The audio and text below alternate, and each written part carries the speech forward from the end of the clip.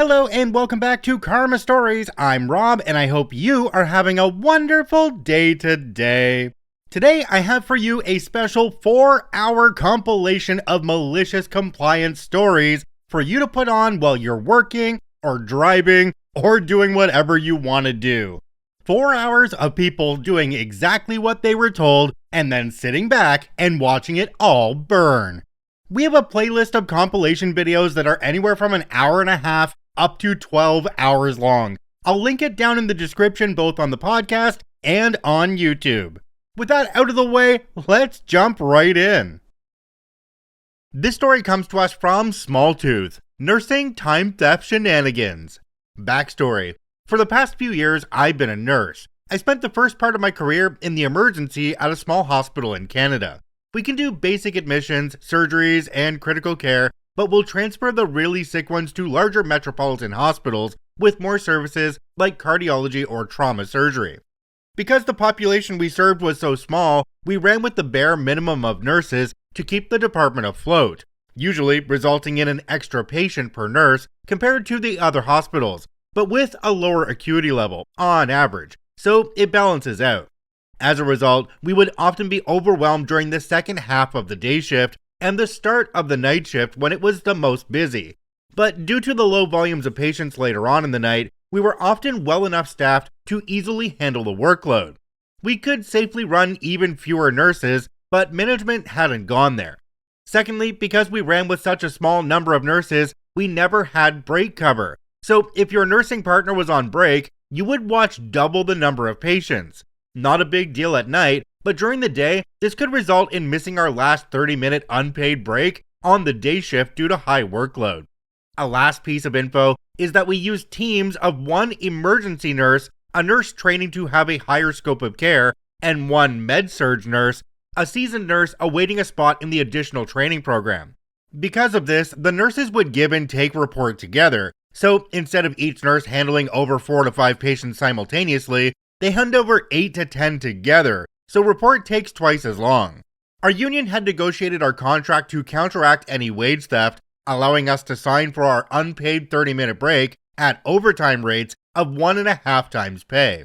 We missed this break maybe every other day shift, so once during a 2-day, 2-night rotation, as well as sign for an additional 15 minutes of straight time pay in case handover went over our 12-hour shift, which was always. Of course, management didn't like having to pay this out, but it wasn't an issue because the nurses were also stealing time. I know it doesn't sound great, but on those quiet night shifts, we would often take an extra 30 to 45 minutes to sleep, which balanced out those 1.5 to 2 hours of lost pay from the day shifts and handover. Because the workload was so low at the time, and because only one emergency physician was on at night, it could be easily managed by one nurse. So patient throughput was the same as if 2 nurses were working. We often sit around waiting for orders from the doctor. Furthermore, nurses always left their number with their partner, so we could be called back early if it kicked off and needed all hands on deck. Obviously, if we had many very sick patients, we stuck to the entitled amount only or missed it entirely. Everyone was happy for the first few years I worked there. The management, and therefore government, saved the extra pay without affecting patient throughput, and the extra sleep time on break really helped to maintain nurse well-being, as well as making the switch from nights back to days much easier. Then, one of our less pleasant charge nurses got angry at this. The charge nurse role is like the boss of the unit. On most units with admitted patients, this was an 8 o'clock to 4 o'clock Monday to Friday type of gig that was covered by regular bedside nurses when the charge nurse wasn't there. In emergency, however, we had specific nurses working rotating shifts in this role with a small pay bump, and any gaps in the schedule filled by very senior emergency nurses, as it was a much more unique beast to manage. I say this only to give benefit of the doubt that this nurse was probably stressed out like crazy every shift. So I'm sitting at work in the morning, waiting for the inevitable onslaught when the email pops up stating night shifts are to be limited to union-mandated break time only.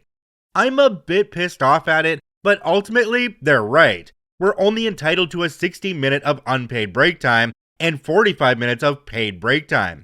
And to be fair, some nurses were definitely abusing the previous system. One nurse who covered charge would advocate for over 3.5 hours of break time on a night shift, regardless of how sick the patients were, and that would affect patient safety, as it bled into the first part of the night when we were actually still busy. Most of the nurses refused to follow them on this. However, people like this were rare. Most nurses don't come to the emergency to be lazy. This email soon gets posted in our group chat so everyone's aware. A lot of the younger staff, millennials at this time, were aware of our rights and immediately started signing for all missed breaks, as well as additional handover time, as well as helping the older staff understand the contract. I missed my last break that shift and stayed until quarter past shift change for report, so I got an extra $50 gross on my paycheck for that. The charge nurse on that day was surprised when I presented the overtime form for their signature, but I just told them I was following the rules to prevent any pay discrepancies. My next shift at night, there was a sign-in sheet on the desk for us to write our in and out time for breaks, with a space for our phone number too, so they could call us back, even though we weren't paid the extra $4 an hour to be on call, and calling us back should have been paid at overtime rates per the contract. I refused to leave my number, stating that unless there was a code blue, medical emergency usually means there's no pulse, there was no way I was coming back early. Code blues were called overhead, so they didn't need my number. For the next 2 weeks, I stuck to the contract. Every missed break and extended handover was documented, and of course, I signed in and out of my breaks on the dot. I spent so much time on night shifts staring at my phone, waiting for the doctor to give me something to do, as I'd caught up on everything else. It might not seem a lot, but that extra hour of handover pay, plus occasional missed breaks per shift set, would have added up to roughly $2,000 extra per year per full-time nurse, which is a decent amount of change to a publicly funded healthcare system. Eventually, the manager noticed and came around clarifying that while they would sign for any extra wages if we wished, we could also choose to sleep extra on nights if we wished, providing we left our number. I asked for them to email that to me, and while I could have sent that straight to the union rep, I didn't bother, as I had already gotten the sleep time back. I left that job later on and have been very happy at a much bigger hospital for 2 years now. Now I have a nurse come cover mine and my partner's break. There's no teams, and they encourage us to take longer breaks when possible to prevent staff burnout, which was really prevalent at this one. I now document my missed breaks and extra sleep time to make sure it matches up. They're also willing to sign for missed breaks on top of that to help staff retention, but my conscience doesn't let me go that far. I'm just happy to sleep.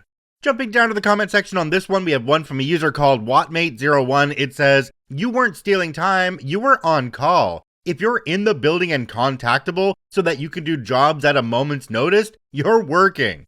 Another commenter down below called OK Initiative 2678 said, "Gotta love when someone in management gets pissy about people bending rules here or there and tries to crack down just to realize that work to rule screws them way harder than it does us." I think people don't realize that if people conform to the rules completely in most government departments, it is very, very expensive. It does sound like OP and the people they were working with had a process that worked for them and didn't have any effects on actual patient care. It just took that one charge nurse to be a little bit pissy, try and make everything go by the rules, and because of them, everybody had to change what they were doing. Quick thank you to everybody who works in medical care. You guys are all awesome. This story comes to us from Possible Seaweed 4815. Malicious Compliance? I used to work at a mid-sized company where our department had its own supply closet. Everyone knew the rules. Take what you need, don't hoard, and keep the area tidy. Simple enough, right? Apparently not for our new micromanaging office manager, Karen. Karen was obsessed with cutting costs. She'd swoop in like a hawk every morning, inspecting the supply closet. If a box of pens was a little lighter, or the post-its weren't perfectly aligned, we'd get a stern email about unnecessary consumption. She even implemented a sign-out sheet for supplies. Want a highlighter? Better justify it in writing. One day, Karen decided to escalate. She put a lock on the supply closet and declared herself the sole key holder. If anyone needed something, they had to email her and wait for her to approve the request. This was, of course, on top of her other duties, so getting a new pen could take hours. Needless to say, productivity started to suffer. Cue malicious compliance. A coworker of mine, Tom, was a bit of a prankster, but always stayed within the rules. He decided to test Karen's new system to its limits. Every time he needed anything, no matter how small, he emailed Karen. Need a single paperclip? Email. Need to replace a dried out marker? Email. Stapler jammed? You guessed it. Email. Tom's meticulousness inspired the rest of us. Soon, the entire department was flooding Karen's inbox with individual requests. Since Karen insisted on handling every single one personally, she quickly became overwhelmed. Approving requests started taking days instead of hours. Meetings were delayed because people didn't have notebooks. Presentations stalled because someone was waiting for a dry erase marker. Management started noticing the bottleneck. Our department's performance metrics were plummeting, and everyone pointed the finger at the supply chain fiasco. Karen tried to defend her system, claiming we were being wasteful and needed structure. But the evidence was clear. Her micromanagement was backfiring. After a particularly disastrous week, upper management stepped in. They not only revoked Karen's authority over the supply closet, but also gave her a formal reprimand. The lock was removed, the sign-out sheet disappeared, and we went back to the honor system. Karen, humiliated, kept a low profile after that.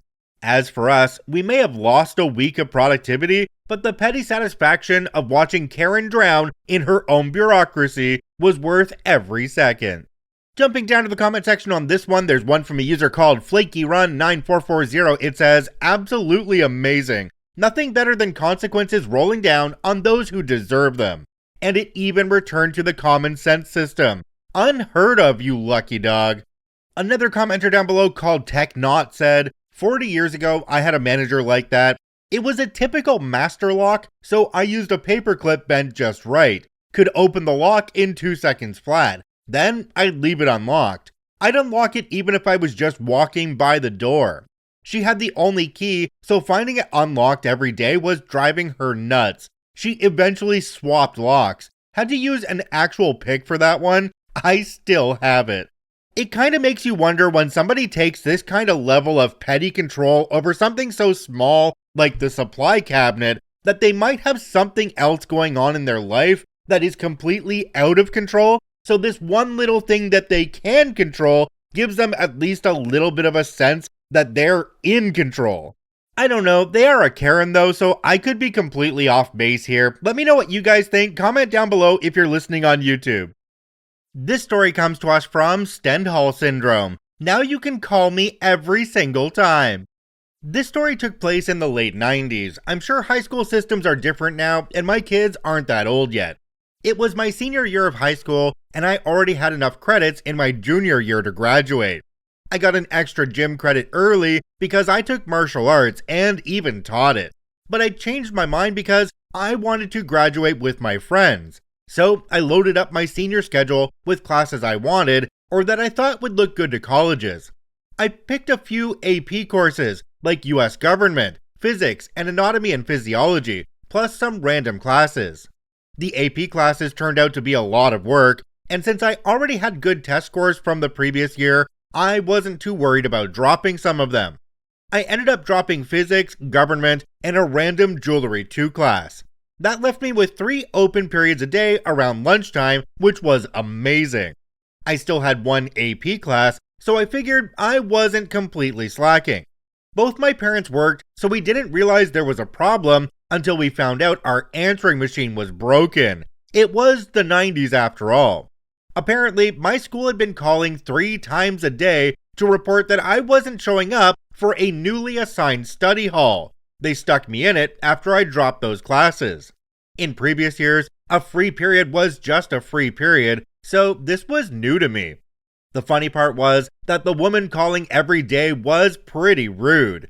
After the first few days, her messages got nasty, yet no one at school said anything to me, and nothing was sent home in writing. Around this time, my mom was winding down her hairstyling career, working 1 week on and 1 week off. So eventually, she started picking up these calls. She basically told the caller that she didn't mind. My grades were good. I could have already graduated, and my college applications were out. It didn't seem like a big deal. That was apparently the wrong thing to say, because the woman read my mom the riot act, calling us irresponsible, threatening to ruin my college applications, calling me brazen, and so on. She just wouldn't stop calling, period after period, even with my parents' approval. My parents finally went to the school in person. By law, the school had to report any unapproved truancy, but the school wouldn't accept my mom's verbal or face-to-face approval for me to leave. They wanted something in writing, and not just a simple note. They wanted a statement that basically admitted they were bad parents harming my education, which my mom refused to give. So my mom looked up the law and found out the school was required to notify parents about every unexcused absence. She started playing dumb, insisting this lady call her every single period I missed. Every time, my mom would hem and haw saying, do I allow him to miss this period? Let me think. Okay, sure, this one time, but call me if he misses anything else, because I'm not sure how I'd feel. Of course, we both knew I was missing 3 periods a day until graduation. They finally stopped calling about a month before I graduated. It was a solid 5 months of my mom messing with this woman named Sarah.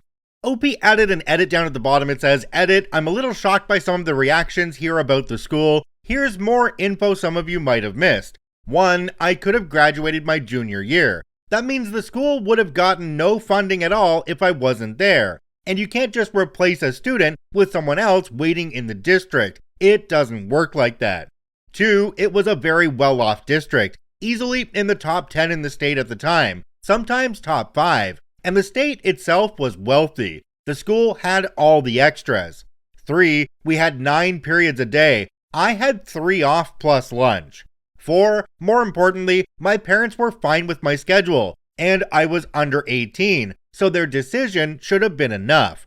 Common sense says, look at the student record. I was on track to graduate, hadn't caused trouble, and the law says they should listen to the parents.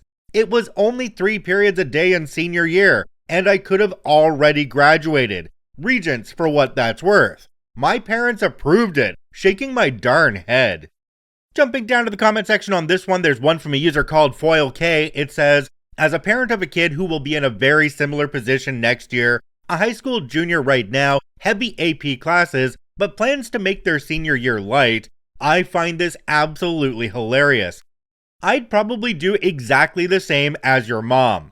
OP responded to this one and said, I'd imagine you now will have to fight the school trying to force your kid into some sweatshop for the school versus actually having periods off. Sweet, sweet capitalism. Another commenter down below called Wells1632 said, I was in the same boat my senior year of high school. I just took a bunch of BS classes the way you did, but we didn't have AP classes, just dual enrollment ones, so I stacked up on as many of those as I could for earned college credit. So much better than AP classes. Eventually got kicked out of my computer class because I read the manual, which turned out to be more than my teacher had done. OP responded to this one and said, holy crap, I got tossed from a class for basically the same thing. Digital Art 1. It was literally on Photoshop version 1.0. No one knew anything about it yet. I took home the manual and went through it like a madman and had something to say to the teacher every single time she opened her mouth because she was wrong like 90% of the time. And I had receipts. That got me sent to the principal, and I'll never forget the line he gave me. Sometimes you just have to respect the human for their title and not their opinion or the work ethic, aka respect the bullshit. Had it reinforced in the military how BS it was. Oh yes, you are so much more important than me because you have 2 patches on your arm and I only have 1. I can prevent the ship from sinking or burning to nothing, but you can really bang out some paperwork. Gotcha. It sounds to me like whoever was making all these phone calls was really concerned about their school's funding because, as I understand it, Public schools do get funded based on attendance, so if you have an unexcused absence, they don't get paid as much, so they work hard to make sure you're there. They definitely didn't need to be rude about it though, but I feel like there was probably somebody above them harping down on them saying, every single time somebody misses a class, you give them a call and find out what's going on. This story comes to us from Ancient Educator 76. You better start making more sales. Back in the sun-soaked streets of Phoenix, Arizona, my 14-year-old self squints gleefully into the window of a Chevy Impala rolling down as slowly and choppily as OP's writing. It's time to sell some candy. I hop into my new favorite escape from my life of picking up cigarette butts for my father, rife with opportunity. My job was to sell boxes of cheap candy that my boss, Al, got from who knows where. We sold the candy door to door, an army of tweens driven around by someone triple their age. $5 to $6 a box was our price, $1 a box was our profit. Al got the rest. One weekend, he drove us away from our usual spot, thrust us into Ahwatukee, a prominent neighborhood with lush houses. Al expected big things of us. The day was hot and grueling. That bright, shiny day quickly turned into a sweaty hellscape, ending in anger and the disappointment of only selling 3 boxes. Al was furious. He picked us up from our drop-off locations and drove us to another neighborhood in Ahwatukee. He reamed us, insulting us, and accused us of not trying. The truth was, it was just brutal in every way. People were on vacation. The only people answering were the occasional hired help. He didn't care. He demanded for us to start making way more sales. Enter Malicious Compliance. The next neighborhood he dropped us off in was about a quarter mile from a convenience store. We took the cash we had from our original sales and bought a bunch of cheap candies from the convenience store. We resold those dollar Thin Mints at a significant markup. We kept the extra cash and occasionally sold 1 or 2 of his candies only because people saw them in our box of candies and chose those. Each of us had about $30 cash for ourselves and 20 or so for Al. We made more sales all right. Al just didn't know how much more. OP added a quick update at the bottom. It says, update, one more detail. This started a plan where we bought a bunch of our own personal things to sell for 100% profit, like little toys and baseball cards. It was our most lucrative summer, mine anyways. Jumping down to the comment section on this one, we have one from a user called DSXLII. It says, I did basically the same thing in high school. A popular fundraiser for extracurriculars was selling special cheap candy bars for $1 each.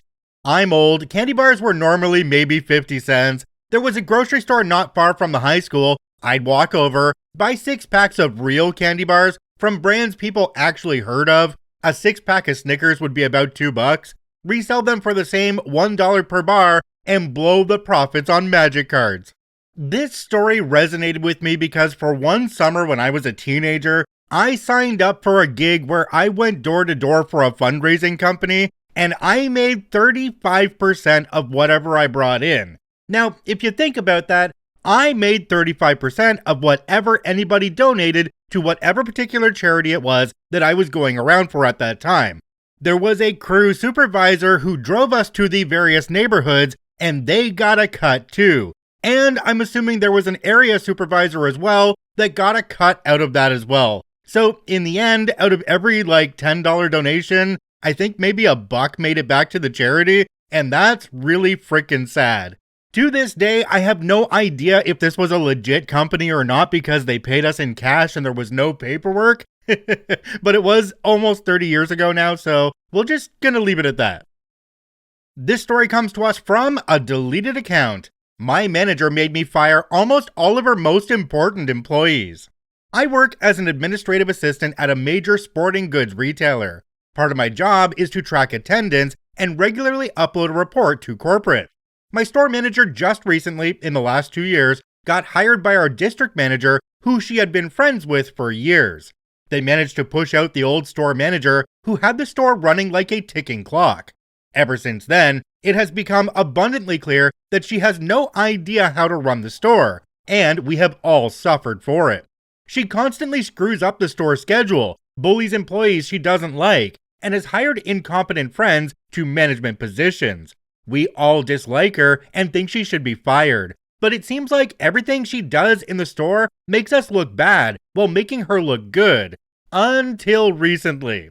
Like I said above, part of my job is tracking attendance. Yet for years, it has been common knowledge that those in my position are expected to fail to upload attendance records to corporate because the company's policies on attendance are extremely harsh, and many employees fail to meet attendance due to factors out of their control.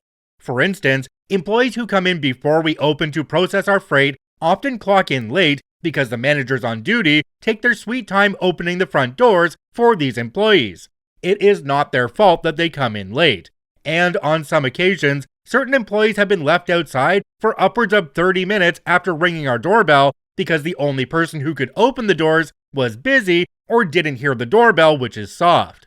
Anyway, if I should upload the attendance record to corporate, many of these employees would probably be fired on the spot by our regional manager. Through email because these things are automated and mandatory. As a side note, the store manager is one of the managers who likes to take 10 or 15 minutes to open the door for freight employees. We all hate her for this because when it's winter, we have to wait those 10 or 15 minutes outside the door in the freezing cold, and she acts like it's no big deal. Anyway, her district manager friend recently moved to another district, and we got a new district manager who is looking to move up in corporate. To do this, she has to make all of our metrics look awesome, including attendance. She sent an email to our store manager demanding an attendance record. I told the store manager that this could get many employees fired, but instead of realizing the implications, she told me to run the report anyway.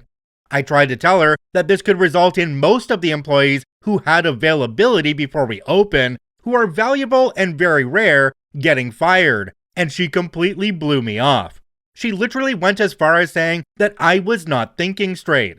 I told her that she could adjust the attendance on her end, as the DM clearly wanted her to do. This has been common procedure due to the reasons for poor attendance, and she told me that she was the store manager, she would figure it out, and I should just do my job as I was told. So I ran the report and immediately got a furious email from the new district manager saying that I should have run the report by my store manager to adjust the records before uploading it to corporate. The next day, corporate sent an automated email with the names of all the employees that should be fired, which is not an email that our manager can either respond to or contest. She had to fire all the employees on the email. And as it turned out, every single employee with availability before we open got fired. 15 people. And every other employee in the store is a student with no ability to work before like 10 a.m. So there's nobody to process our freight, which is a massive job. I got an email from a friend in corporate yesterday that said the regional manager was lining up a replacement for our store manager due to incompetence. None of us are surprised. Jumping down to the comment section on this one, there's one from a user called Painless Candy. It says, automated attendance-based email firings must be the stupidest corporate policy I have heard of yet. OP responded and said, they fired people over email for abusing discounts simply because those people used the discounts on forms of payment that were unusual for them. For instance, my friend got fired because he used his discount with a new credit card, and they assumed he was giving his discount to a friend, even though he could prove it was his credit card. They track types of payments. To say we were angry and confused over it is an understatement. Another commenter down below called Mr. Macfisto said, this stupidity goes beyond your store manager. If the higher-ups think it is reasonable to fire people based on nothing more than an attendance report, the whole company will be in trouble before much longer. OP responded to this one and said, like I said in the post, attendance is strict, and they can fire anyone for that if they choose to. Whether or not it is reasonable is clearly irrelevant to them. I have to admit that I was thrown off a little bit by this story because in the beginning when they said people were fired by email, I was picturing the emails going to the people that were being fired, and that's how they were finding out. But later on, it says the email went to the store manager, and the manager had to fire those people. So I do feel like the manager might have a little bit of wiggle room on that if they really need people there. I mean, it's telling me that if they fired all of the people that could get there early and do the stock, that wouldn't be good for the store. So there had to be some wiggle room so that didn't happen. In this case, however, maybe they were saying that they just had to fire all those people so that things went to crap and they had a good reason to fire that store manager anyway. This story comes to us from Kath Joy. Manager forces me to get a doctor's note despite it being illegal to do so. Doctor writes him the most passive-aggressive note, signing me off for 2 weeks instead of 2 days to teach him a lesson. When I was in my early 20s, I worked at a supermarket. I should note that I was a pretty reliable employee. I was never late. In fact, I often got in early, and I rarely called in sick. At the time this happened, I had not called in sick for 9 months, and even then, the manager had sent me home. I had been up all night, swinging between burning hot and freezing cold, so I was obviously feverish, and I had been throwing up at both ends, shall we say. At one point, at about 2 a.m., I was on the toilet with my head in the sink, utterly miserable. I must have passed out because the next thing I knew, I was lifting my head off the sink, and it was 7 a.m. I was due to start work at 12 that day, but obviously that wasn't going to happen. So I called up the manager. Let's call the manager Steve. Steve was well known for being a real butthole. He never believed anyone who called in sick except his best buds, usually other managers, never lowly staff, but often called in sick himself. A lot of the time we knew it was because he was hungover and not actually sick. The conversation went as follows. Hey Steve, sorry, I can't come in, I'm sick. With what? I don't know. I think it might be the flu. I've been up all night being sick and I have a fever. Don't be stupid. If you had the flu, you'd be completely knocked out. I need you in. Come in or you're fired. I can't. I just told you I can't stop vomiting. I passed out. Steve was growling angrily. Either come in or bring a doctor's note, or you're fired. In the UK, you are legally allowed to self-certify for 5 days. This means you can tell your employer you are sick, and you do not need a doctor's note. If you're sick for more than 5 days, you need a note. It is also illegal to demand a doctor's note during the self-certify period. I knew this, but I was terrified. This was during the recession. I couldn't afford to lose my job. So I got myself dressed. Almost passed out trying to do so, then trudged to the doctor's some 25 minutes walk away. I end up sitting in the doctor's office for a little over an hour, which for a walk-in was pretty good. I get in to see the doctor, and she is furious at me for coming in. You're not supposed to come to the doctor's when you have a cold or flu. And of course, I knew I should be able to self-certify. She told me as such, saying I shouldn't be here and should have stayed at home. I then explained what had happened with Steve and how he had threatened to fire me over this, and I couldn't afford to lose my job. I was struggling as it was. My doctor turned her anger towards my manager. She asked if I got sick pay from the company, and I said yes.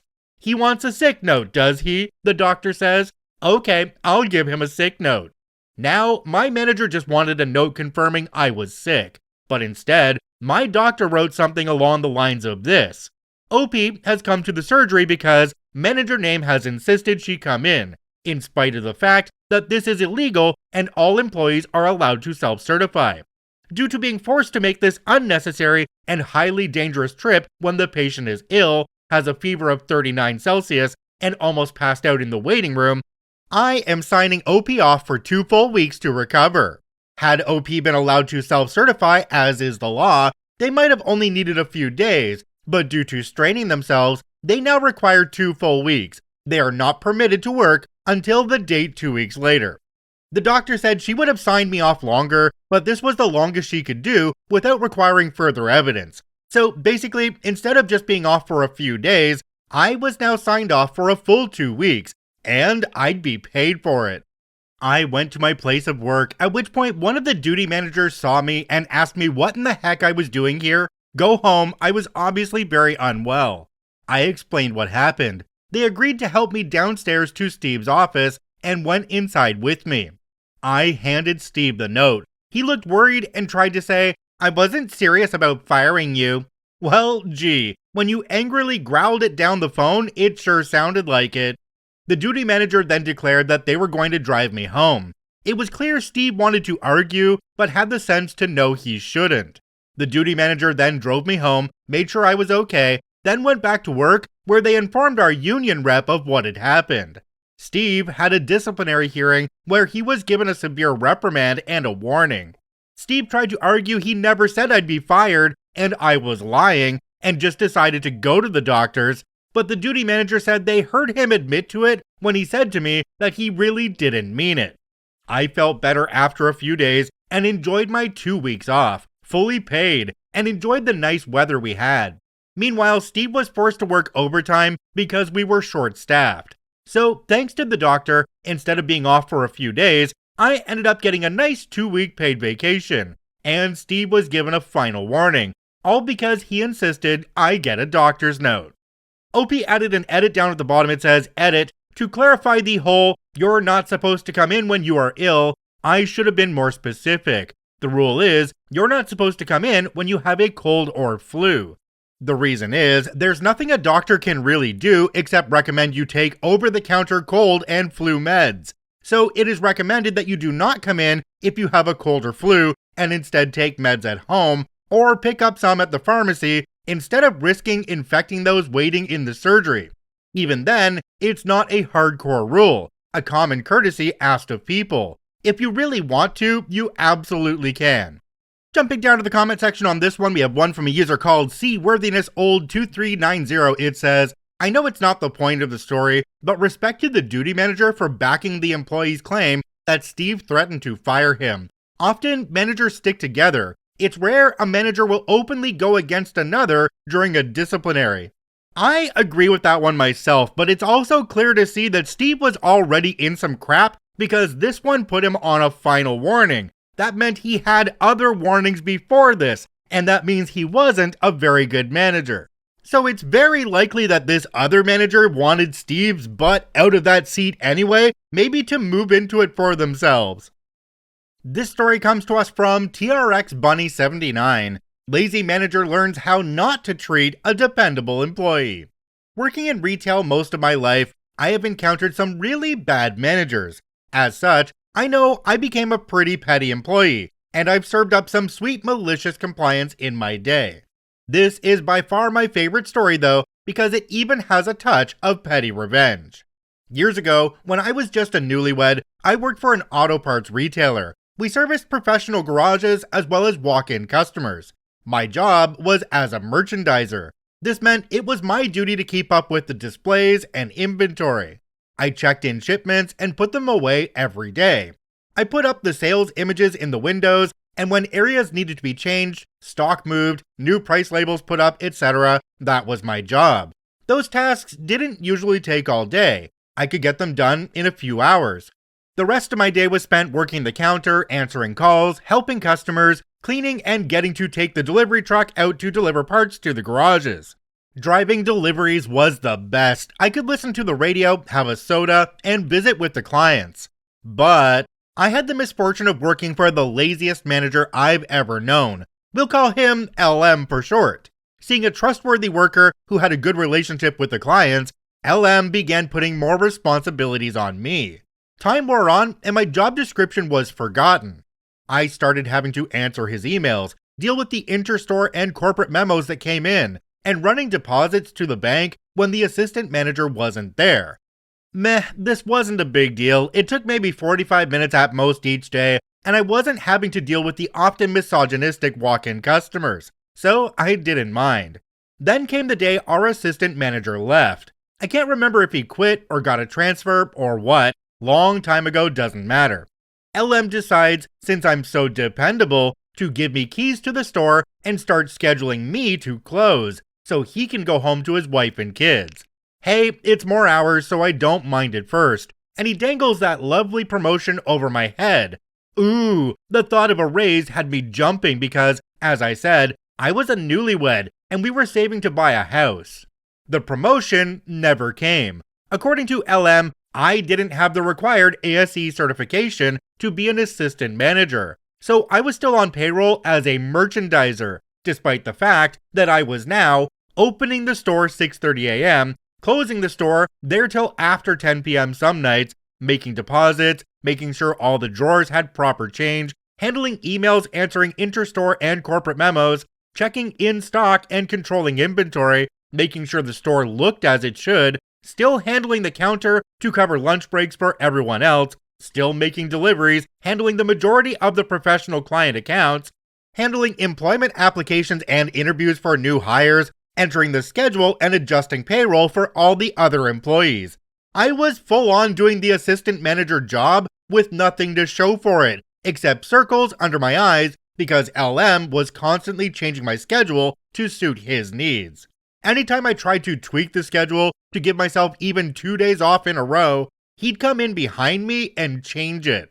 All he basically did was cover for me on my rare days off, and spent most of his day BSing with customers or going out for professional visits with a couple of clients who were friends of his. LM's attitude nearly cost us some of our big accounts, but since I was constantly driving a delivery truck on top of everything else, I had a better relationship with most of the clients. We're in the South, even grease monkeys won't be rude to a lady. I was able to get them to keep their business with us. It helped that I was slightly plump and sweet-faced young woman. My calming manner and reasonable politeness could always calm them down. But you're waiting for Malicious Compliance. Here it comes. Our store got a major revamp. We're talking overtime, new displays, grand reopening. It was huge. This also occurred around the same time as the big yearly week-long management conference. So my hours skyrocketed. After LM got back from the management conference, he took off for another week to spend time with his family, leaving me in charge again. It was pure hell. For 2 months, I worked practically non-stop. I think in a 90-day period after that grand reopening, I had 3 days off. The last straw came when I opened a corporate memo reminding LM that his ASE certification had never been completed, and he needed to contact them about setting up a time for the test. What? All this time, he wasn't even certified either? I was done. It was time to lay it on the line. After a late night close where I didn't get home until 11 p.m., I was back in the store at 6:30 a.m. to open. I hadn't had a full day off in 3 weeks at this point. I was doing my usual duties, getting ready for the other employees to show up, when in walks LM. You know how this goes, I won't insult your intelligence. Oh, hey, I just wanted to drop in and remind you to make sure you do the payroll today. Of course I'm going to do payroll today. It's on my list. Note, I'm speaking in a sleep-deprived, depressed tone because I was completely exhausted. Good, and I saw there's some new display materials still back here. You should have gotten that done already. We were slammed yesterday and had 2 guys call in sick. I didn't have time. I'll get it done. Hey, listen, I've been meaning to ask you. I know we don't have anyone else asking for time off right now. I've got time saved up and I could really use a vacation. He cut me off. No. What? No way, I need you here. My anniversary is next week and I promised my wife. I cut him off. Seriously? Everybody else here gets to take long weekends or full weeks of vacation, and I'm burning out. I've been working near solid for the last 3 months, including the whole weekend of my husband's birthday. Well, I'm the boss, and I get to say who gets vacation. You can have Sunday off or something. It was Tuesday, I think, I can't remember, but Sunday was several days away. I was so done with his crap, I started raising my voice. No, that's not good enough. I'm tired, I work to the bone. I'm answering calls at my own house with our business name. You go home every night to your wife and kids, and a clean house and supper waiting, and your laundry done, and there's no one at my house doing that while I'm here 60 hours a week. I want my vacation, and you're going to approve it. Either that, or you sit down here right now and put in for my raise and a promotion. You can't just make demands like that. You don't have the ASE certification anyway. I can't just hand you a promotion. You need to calm down. I gritted my teeth at this point. I was ready to shove that corporate memo down his throat. Just give me a set schedule and a long weekend then. I need more than 1 day off a month. He laughs at me. Ha, that's not how this works. I need you here, and I'll schedule you when I need you. If you want a set schedule and a raise, you might as well look for another job. Now, little note, I kept my keys to the store on a special little keychain that I always clip to my belt loop. When he said that, it was malicious compliance time. I jerked the keys off my belt loop and threw them at him. Fine, I will. Run it your darn self. I turn and start walking to the back door. "Hey, get back here. You're scheduled to work today. I'm not even supposed to be here." He probably should have thought of that before he decided to drop in on me on his day off. I'm out the door and heading to my car, fuming. He's at the door with my keys in his hand. "What exactly are you doing?" "What does it look like I'm doing? I'm quitting. You told me to look for another job, so that's exactly what I'm going to do." I drove off, leaving him in the parking lot, gaping at me like a goldfish. When I got home, he was already calling, and my husband had picked up. The idiot was actually asking my husband if I'd really quit, and if I'd come back into work, maybe once I had calmed down. I ended up being contacted at home by the district manager. I told him everything. He admitted that ASE certification was only really required for managers, and there was no reason I shouldn't have been promoted to assistant. I brought up that I should really just lawyer up and sue them for gender discrimination. He offered me a generous severance package if I promised not to sue. I was so tired and done with the whole company that I agreed. I got my last 60+ hour paycheck mailed to me, and then also got a second check for 80 hours of paid vacation. The LM had to run the place by himself for a couple days until the district manager got him help. He didn't last with the company very long after that. OP added a quick edit down at the bottom. It says, "Edit, for those wondering why I didn't get the ASE certification, it required a certain amount and type of work experience that I did not have. I couldn't have qualified for it or tested for it even if he'd allowed me the time off to go and sit for the test. Google it sometime." Jumping down to the comment section on this one, there's one from a user called BFAB227. It says, "You know what I think? If your boss says, go find another job, you just go find another job. If your manager is treating you like crap, then just quit." OP responded and said, "As stated in the post, I was a young newlywed. I enjoyed the job, just the hours became overwhelming, and LM's treatment just kept getting steadily worse until it wasn't worth it anymore. When you're young and broke and saving to better yourself, you'll put up with a lot of crap. But yeah, he picked the wrong words that day, and I happily, maliciously complied." You guys have heard a bunch of times here me mentioning my old manager Rick, and it was that same story there. He had big fish in a little pond syndrome and was just difficult to be around. It was his way or the highway, and you weren't really even allowed to think. I don't have any crazy stories of compliance myself from when I left that job, but I did leave because the manager was a giant dick. So yeah, screw you, Rick.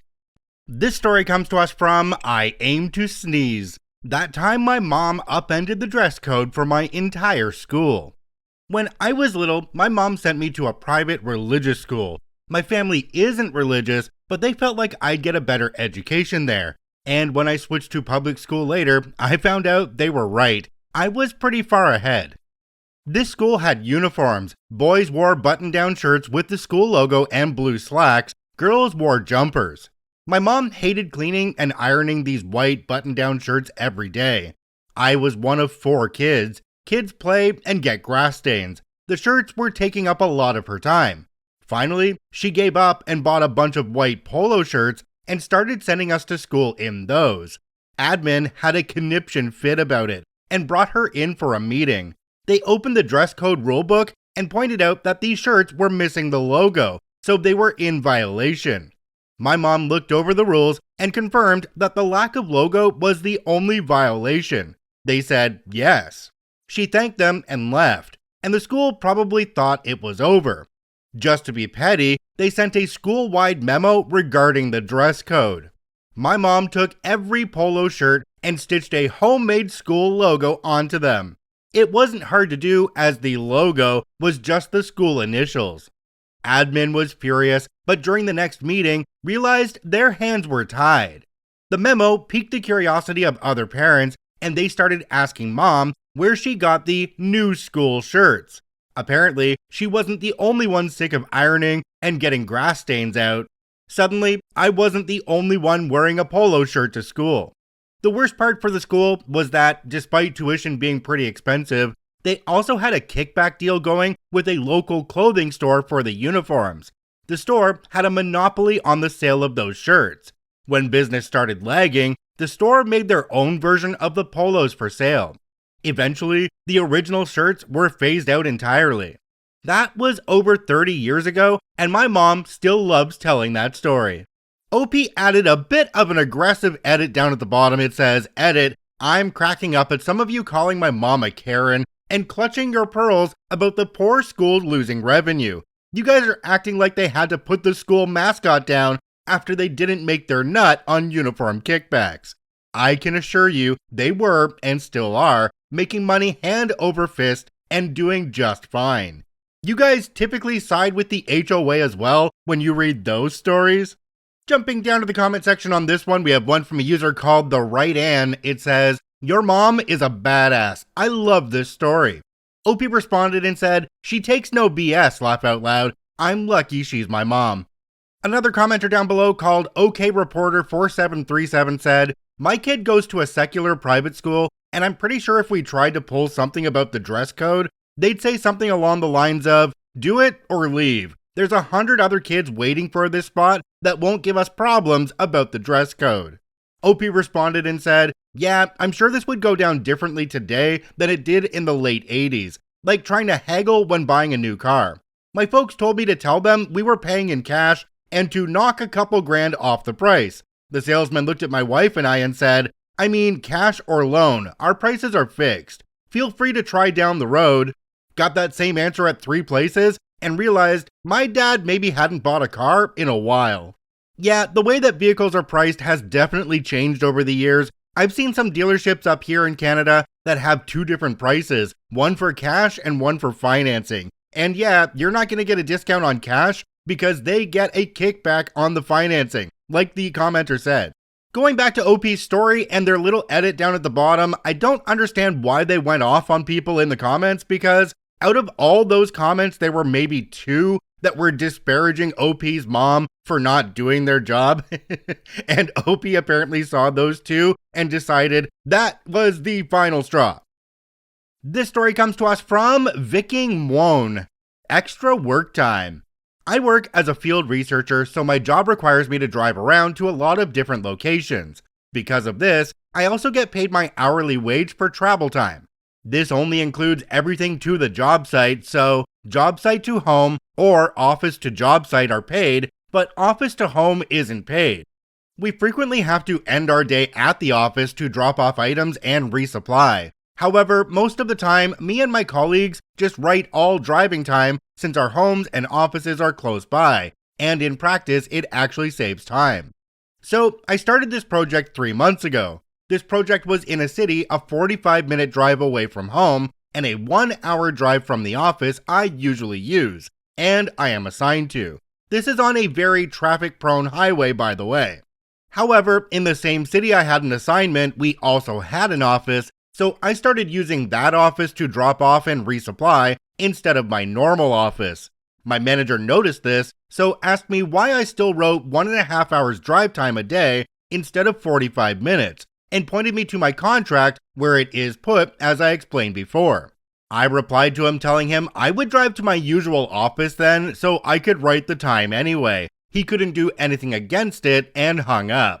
2 weeks later, after I had 4 hours of unnecessary paid time written extra thanks to traffic jams and the extra drive time, he told me that from that point on, I could just write the time from the city office to home. I have an awesome manager. Jumping down to the comment section on this one, we have one from a user called Crittenden Wildcat. It says, "If your manager is so awesome, he would have recognized the savings before you had to demonstrate the alternative for him." I'm gonna give the manager the benefit of the doubt in this case and say that they were busy and maybe they didn't realize what they were doing by telling OP to go to their original office. But one thing I do believe is that a good manager is a manager that learns from their mistakes. And it sounds like they did in this case and changed it back so that it would be better for OP and better for the company in the long run. So yeah, I think he was a great manager. This story comes to us from Smoky Moonman. Don't want to reimburse me? Okay. I work as a breakfast cook for the largest hotel chain in the world at a 4-star, single-lettered hotel in the largest French-speaking province in Canada. Each cook is given a stipend of $200 to buy personal equipment, peelers, rasps, knives, etc. I bought a 7-inch non-stick ceramic frying pan for myself. They have 7-inch Teflon pans here already, but due to people not taking care of them, they are mostly scratched. It is worth noting that our current chef was brought in to lower the cost of the kitchen, so our quality of food has gone down drastically. During the holiday break while I was off, they bought new egg pans, but they were 8 inches instead of our traditional 7. When I filed my receipt, I was told by HR that the pan I bought wouldn't be reimbursed. I paid $35 for it. They told me that the hotel is supposed to cover the cost of pans, so too bad, so sad. Okay, fine then, I will use your larger pans for omelets. Now, our omelets are too big for the plates, and I have to use more inventory to make the omelets look like we aren't skimping on our product. Good thing you guys wouldn't pay me back for the pan that costs half the price of what you bought the new pans for at a larger size and cost. And now, I have a nice egg pan for at home. Whenever, whatever. Jumping down to the comment section on this one, we have one from a user who is going straight after my heart. Their name is Strange Marzipan 9641, and they say, I know it won't go over easy, but you should let HR know it all boils down to this. The new chef isn't all he's cracked up to be. I'll see myself out. So, OP, are you saying in this case that the hotel had to take an L rather than the W that they're used to? If you know, you know. The funny thing is, I know exactly where this hotel is located, what it's called, and I think I've actually been there before. But now I feel like I need to go back and order myself an omelet. Also, I just want to mention that if anybody is still using Teflon pans, they are incredibly bad for the environment, and they are only meant for low or medium heat. If you use them on high heat, they off-gas, and they are horrible. This story comes to us from Your Grandpa's Left Toe. Okay. Math class drawings. I am 15 male. Ever since I started taking my medication, I had signs of hyperactivity which distract me in class. One of the things I do very often in my classes is draw, which no other teacher has a problem with, except my math teacher. I only draw once I have completed the due page or when my class is very slow. My teacher, who I will call Mrs. Old, had a serious problem with my doodles, often calling me out in front of the class for drawing or taking my pencil. This completely enraged me because I understood the subject completely fine. To comply with her request, I started writing random quotes, lyrics, and emoticons on my page instead. This has made her more pissed, unfortunately. She had then called me to her desk after her period, telling me that she only wanted the answers on my page. I, still feeling mad, had a plan to write only the answers in an extremely messy font. She had told me to write them normally, so I wrote them in my own language after. I had gotten a detention for those two, but I refused to let her take control of me, so whenever I had online work, I would move as slowly as possible in order to show her how slow everyone else was to me. After the backlash of repeated offenses, I had gotten a reflection for a few days. I still love myself for the creativity of what I did. Jumping down to the comment section on this one, we have a very awesome comment from a user called Foil K. It says, OP, I know where you're coming from. My background and degree is in math, and I've been a math teacher. In contrast to the rigor of math, good malicious compliance that not only gets back at those demanding compliance and works within their rules, but actually helps the situation as well, is a bit of an art form.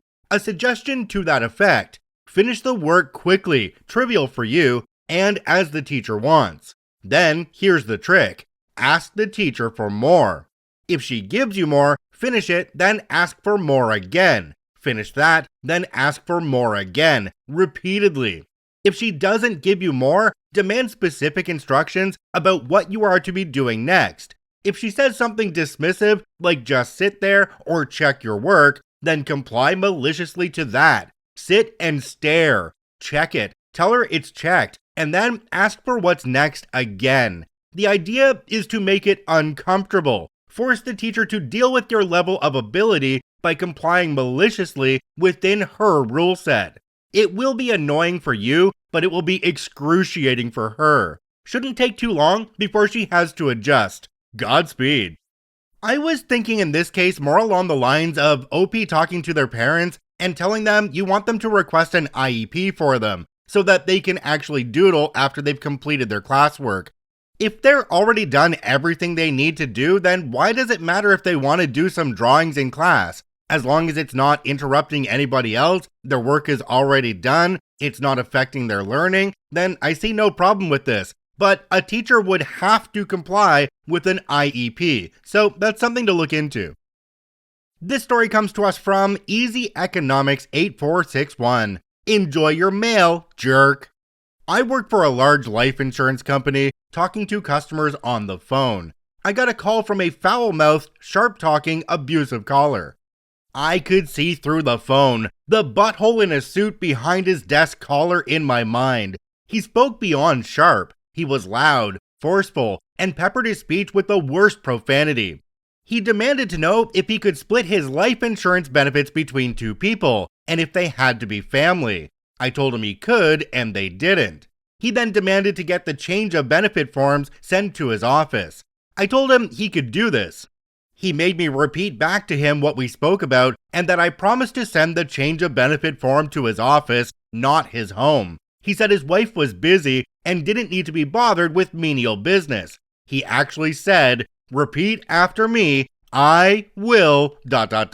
He made me do this twice. By the time he was done, I was practically in tears. I was shaking. I kind of had an idea why he wanted the form sent to his office, not his home. Anyone else guess? Well, I sent the change of benefit form to his office as requested. I did not, however, mention the automatic, I can't do anything about it, confirmation of beneficiary change letter that would be sent to his home address listing the amounts and names of the beneficiaries. I went back in weeks later and found the change made as requested, and changed back to wife only again. Jumping down to the comment section on this one, there's one from a user called Tasty Adhesiveness 66. It says, guess who got caught cheating? Another commenter down below called Illuminatus Prime said, I would be willing to bet the cheater is cursing your name, your birth date, and the horse you rode in on. Fair game, very well played, you have my upvote. OP responded to this one and said, I can only hope, as then it would be mutual, although unfair to my horse. Okay, so we honestly don't know what the policies were for OP when they were on the phone, but I've worked in 8 different call centers or so over my years. Yeah, I've had a lot of jobs. And in most of those call centers, if a customer was cursing at me or abusing me on the phone, I would be able to give them a warning, and if they continued, I would be able to say, okay, well, you weren't able to listen, so I'm now disconnecting the call. In fact, I'd say if the place you're working in doesn't have a policy like that in place, it's probably not a great place to work at, because nobody should have to take that kind of abuse from anyone. This story comes to us from Belisarius1262. Any units? This one actually got done to me yesterday. We had some material that I knew we were going to use more of than projected, so I told the person using it to cut the lengths you actually need and then measure the rest and let me know how much is left. Now, for various reasons, our system uses a wild mix of measurements. There is almost no way to know in advance whether something like this will be measured in inches, feet, meters, or millimeters. So, intending to save both of us some trouble, I told him, any units are fine, I can convert them easily. I realized what I'd said about 2 seconds later and tried to clarify any normal units. So he brought me the measurement in Roman cubits. And then, once we'd both had our laugh, gave me the sheet in millimeters that he'd converted from. Okay, if you're listening to this, you're probably a fan of all things Reddit. So that makes me wonder why they didn't use the SRBS, or the standard Reddit banana scale. Or they could have taken it even further. They could have gone furlongs per fortnight. Or they could have used one of my favorites. They could have measured it by Smoot. This story comes to us from a deleted account. You cannot use your allotted meal budget to tip. I travel a lot for work, and my company agreement is that I get a set amount for food every day. I don't have a knack for fancy foods, so I typically just get what I get, and I tip heavily to maximize the dollar amount. This was never a problem in the past until my company got acquired, and the new company is aggressively cutting costs. Someone from HR emailed me to tell me I was financially on the hook for tips. I couldn't expense them anymore. So now I just buy the food I eat from the grocery store, eat cheaply, and spend the rest on donuts and coffee for all of my coworkers everywhere I travel. There is a set budget for food every day. If you're going to be a penny pinching POS, I will find ways to spend that money within our agreement to give to others. Next time, I think I'll feed the homeless. Need I remind my company that I'm doing them a favor by traveling because they don't want to pay full-timers in these areas? Don't be cheap.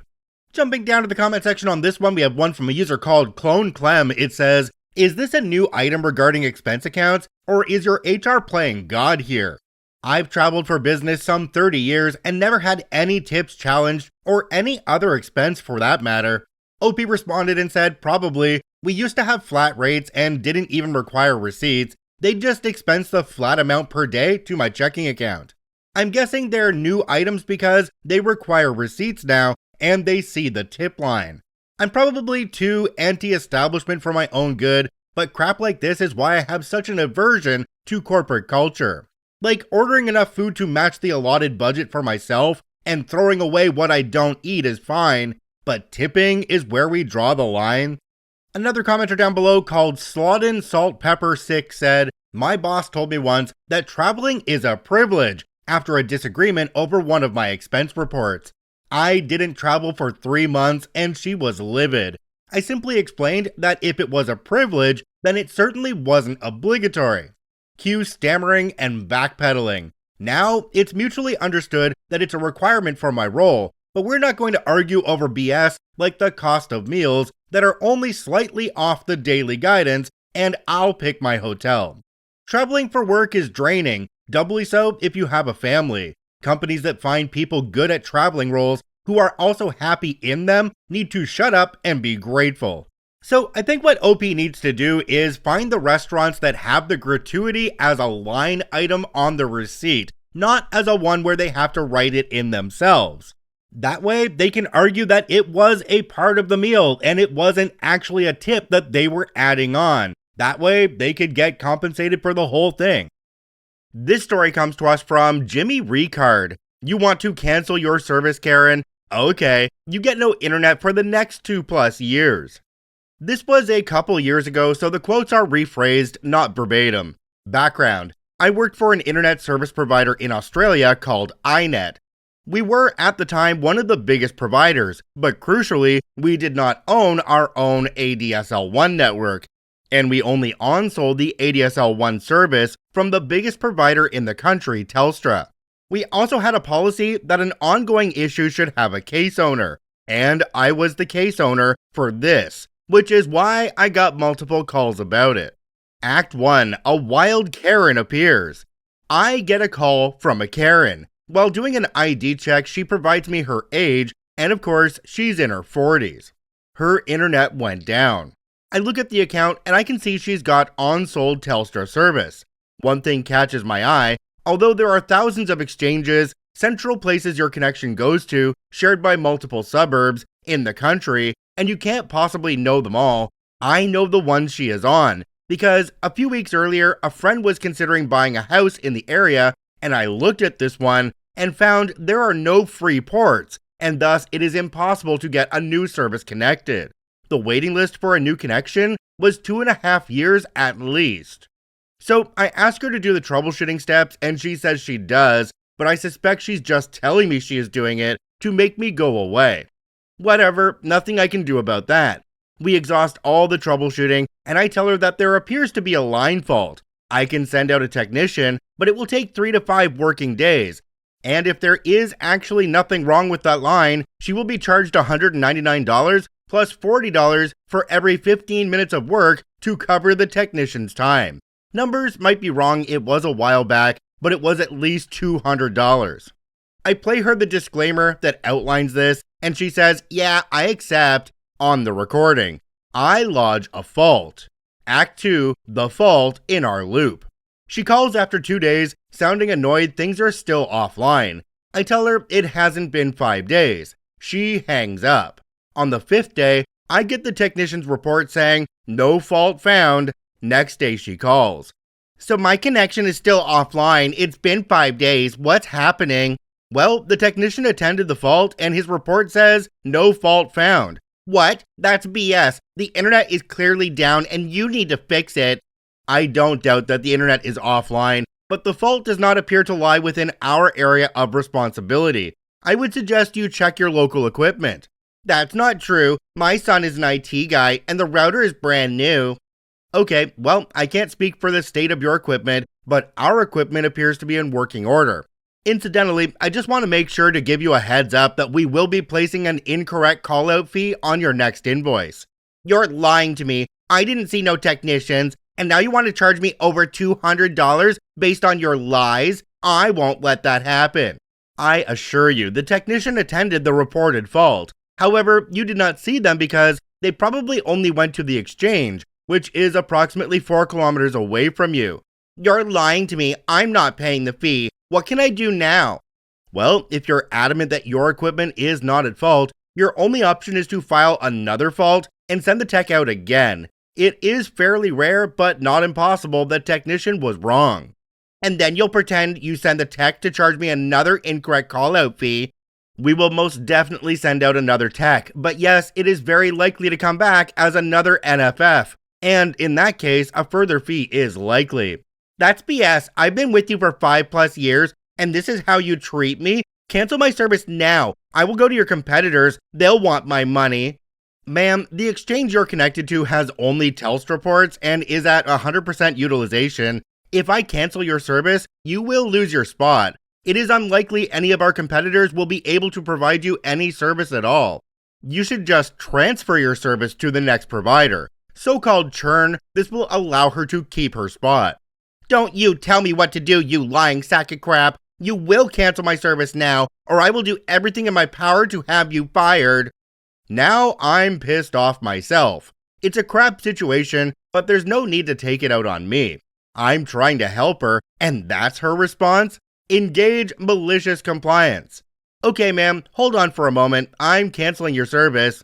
Okay, cancellation processed. Let me just remind you that the incorrect call-out fee is still due.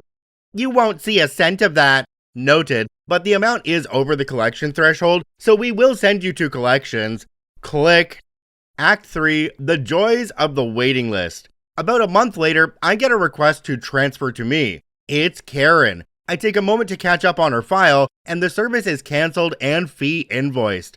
I run a quick service qualification on her line, and I can see that our service, so-called codes, have dropped off, and there are no other codes on her line. She did not manage to get connected with anyone.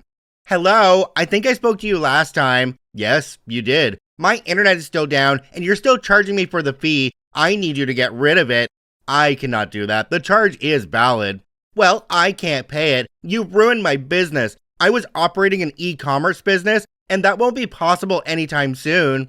Running a business over a residential connection is a breach of customer service agreement, but I let that slide. I'm sorry for your predicament, but the fee stands. I'll do you a deal. If you reconnect my service, I will pay the fee. I can probably sign you up again, even though you're behind on payment, but I was not lying to you when I told you that there are no ports on your exchange. It is very unlikely you would get a port. They are all in use. Did you try with our competitors as you said you would? I did. None of them would even try signing me up because they told me they couldn't provide a service. We are in the same situation. Why can't you just give me back my old port? Because it was given to the first person on the waiting list. And how long does the waiting list take? Last I checked, more than 2 years. This is ridiculous. I'm going to TIO, the Telecommunications Industry Ombudsman. You may do so, as is your right, but to be very clear, we will substantiate the validity of our fee. Whatever. Click. Conclusion, she did in fact file a complaint with TIO, and I handed her case over to a TIO complaint specialist. I made sure to point out that she was breaching TOS with business over residential service.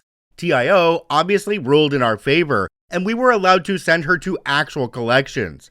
Before I left the company, about a year and a half later, I caught up on her file, and she had filed a loss of business claim which was summarily closed because residential connections have no service level agreement. Last contact was her speaking to our credit team, asking them to make sure they mark her debt as paid with our collections people and make sure this reflected on her credit rating. There were still no codes on her line. It is quite unlikely she got any reasonably priced service connected for at least 2 years, realistically longer as demand only ever went up. Jumping down to the comment section on this one, we have one from a deleted account. It says, "Love it, especially the complaint at the end. One of the times I miss working in customer service and retail. So just to be clear, your complaint is that I did what you asked me to do? Fantastic work, well done." OP responded to this one and said, "Haha, yes. For the company, it was bad to be taken to TIO. But for me personally, it was excellent because the issue got taken out of my hands and given to a TIO specialist. I washed my hands of you, Karen, and I knew I had dotted my I's and crossed my T's so nothing could come back down to me." Another commenter down below called Dingus Mick, I'm not going to say that. "Is Telstra no longer mandated to increase the service in cases like this? It used to be the case that if a service area was full, the government required them to improve the service to the area at no cost to the customers, because they really should be a publicly owned entity." OP responded and said, "I've never heard about Telstra being mandated to provide internet service. Telstra has an obligation to provide telephone to every Australian under Universal Service Obligation Provisions of Telecommunications, Consumer Protection and Service Standards Act, 1999, but this law makes no mention of internet service. Australian government does not consider internet as an essential service." So this story is a few years old, and I wonder if that's changed by now, especially when COVID pushed everybody indoors and so many people were working from home. It would seem to me like internet really should be considered an essential service now. There were a bunch of people in the comments for this one saying that the tech should have at least gone to the house to test the signal from there. But if the technician was able to go to that service location and test the service going from that node into the customer's house to the first termination point and there was no issue, then I can see why they just said that everything's fine on their end. This story comes to us from Puzzle-Headed Dirt 78. "Don't be Karen if you don't want to look like Karen." So I remembered a story of Malicious Compliance as recounted to me by a good friend of mine. My friend is a hairdresser by trade and works at a very upscale salon. I go to her myself and can attest to her being amazing. Anyway, this salon had one customer who had been passed around from hairdresser to hairdresser, bullying every single one she saw. She made 3, count 'em, 3 separate hairdressers cry. The only reason she was still a client of the salon was that her mom was friends with the owner. She was a relatively young gal, maybe in her mid-20s, with very long bottle blonde hair, past her waist, that she insisted to everyone who wasn't her hairdresser was her natural color. It was very much not. She went to the salon religiously, so no one would ever find out her secret shame. She blamed her hairdresser for all of her hair problems, many of which were the result of heavy bleaching and how much heat she used on her hair and her refusal to follow care instructions, and was never satisfied with anything.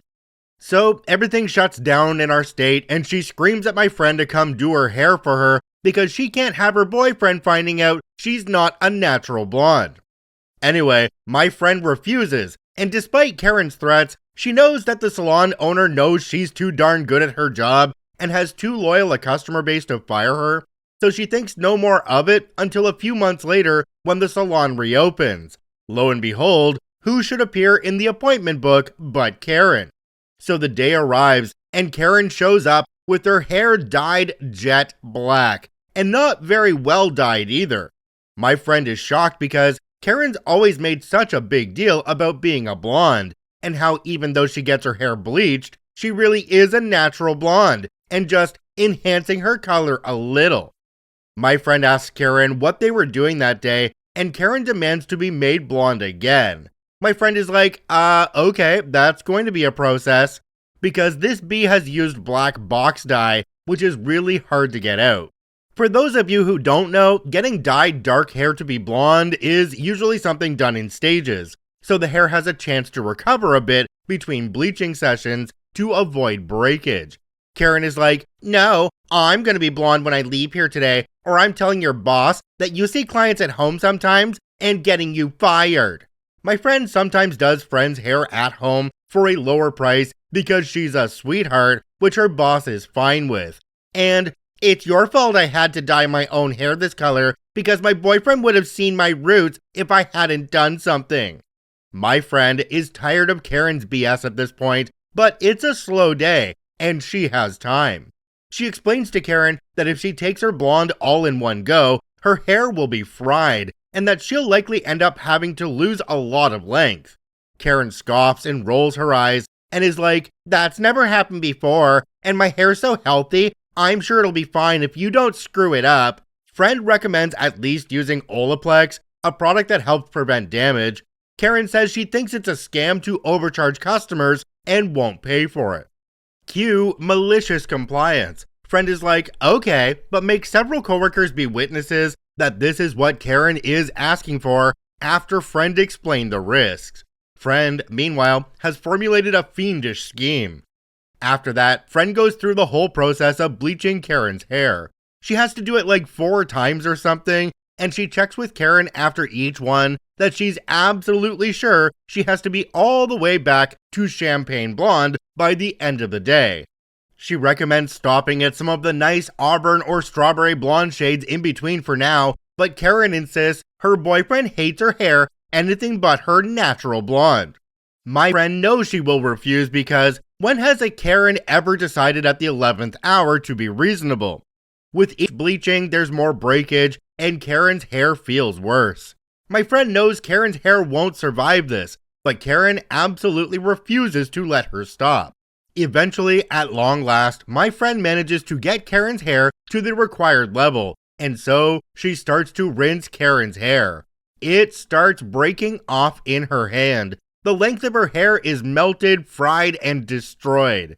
My friend gets the bleach out and immediately conditions the ever-loving F out of it while explaining to Karen that exactly what my friend said would happen has happened. Karen says she must be exaggerating and insists it's fine. Friend wraps what's left of Karen's hair in a towel and takes her back over to her station where she shows Karen the problem. Everything past a little beyond chin length is pretty much gone. Karen shrieks and accuses my friend of everything under the sun. Incompetence, operating without a license. She most definitely has her license. A personal vendetta, etc., etc. My friend eventually calms her down and tells her she'll do her best to cut it so it looks decent for free. She even has the perfect cut in mind. It'll suit Karen perfectly. My friend gives Karen the sharpest, most beautifully cut angled bob you've ever seen. I've seen it thanks to my friend showing me Karen's Insta, that despite the incredible precision and skill showcased, is unequivocally and perfectly the Karen. Blown out and styled to, "Can I speak to the manager perfection?" Karen starts crying because the cut makes her look 40. She wants to speak to the manager. My friend gets the manager and Karen throws a fit, threatening to sue, and how dare they, and how his employee did this to mock her, and so on and so forth, while my friend stands there looking completely innocent. The boss then asks friend her side of the story, and the other hairdressers back her up, and that the cut is just her trying to make the best of what's left of her hair. Even the boss by now is sick of Karen's BS, and Karen is forced to pay the huge sum of money owed for how much time was spent bleaching her hair, much of which is now gone, and leaves swearing never to come back. Her boyfriend, a cop, calls up later and threatens to assault my friend for doing that to Karen's hair against his wishes. And my friend tells him if he tries anything, she's going to tell his superiors and every news agency in the city. Nothing further happens, but he eventually dumps Karen because he doesn't like girls with short hair.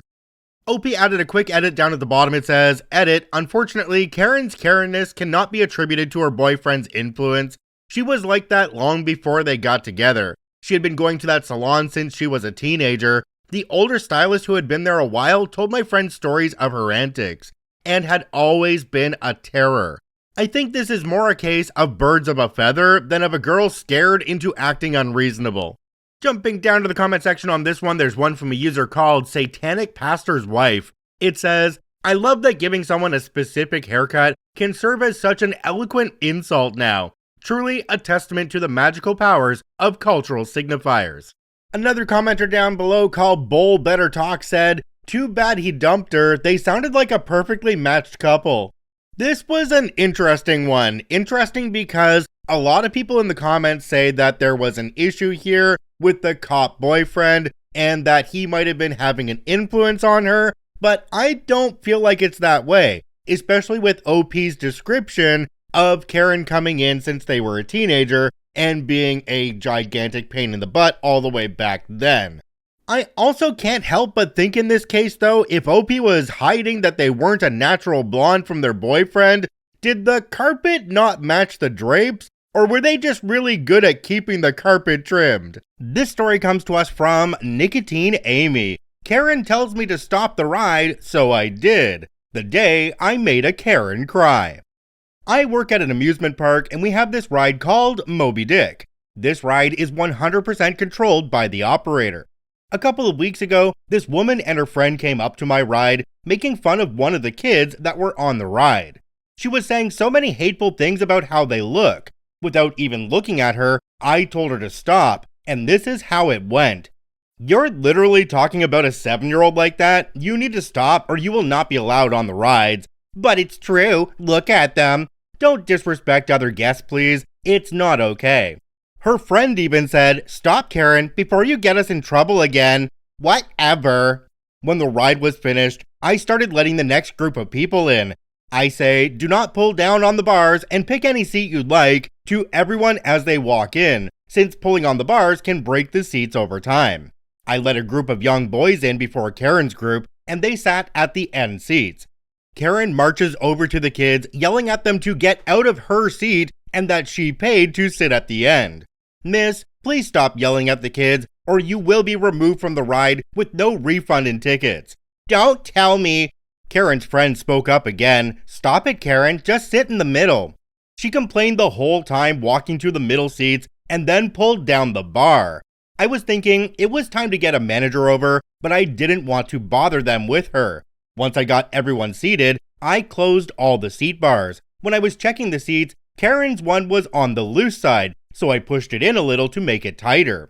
You're trying to kill me. First you left my seat open, now you're making it so I can't breathe. I ignore her and keep checking seats. When I finally start the ride, I slowly rock it, and Karen is screaming to take her off, so I make the ride go faster, doing full circles now. Halfway during the ride, Karen screams, "Stop the ride, you effing bee!" She wants me to stop it? Fine with me. I park the ride at the top of the ride like I do when closing, but keep the ride on. The 6 others on the ride weren't scared the ride stopped. Karen started screaming bloody murder, crying, and begging to be let down.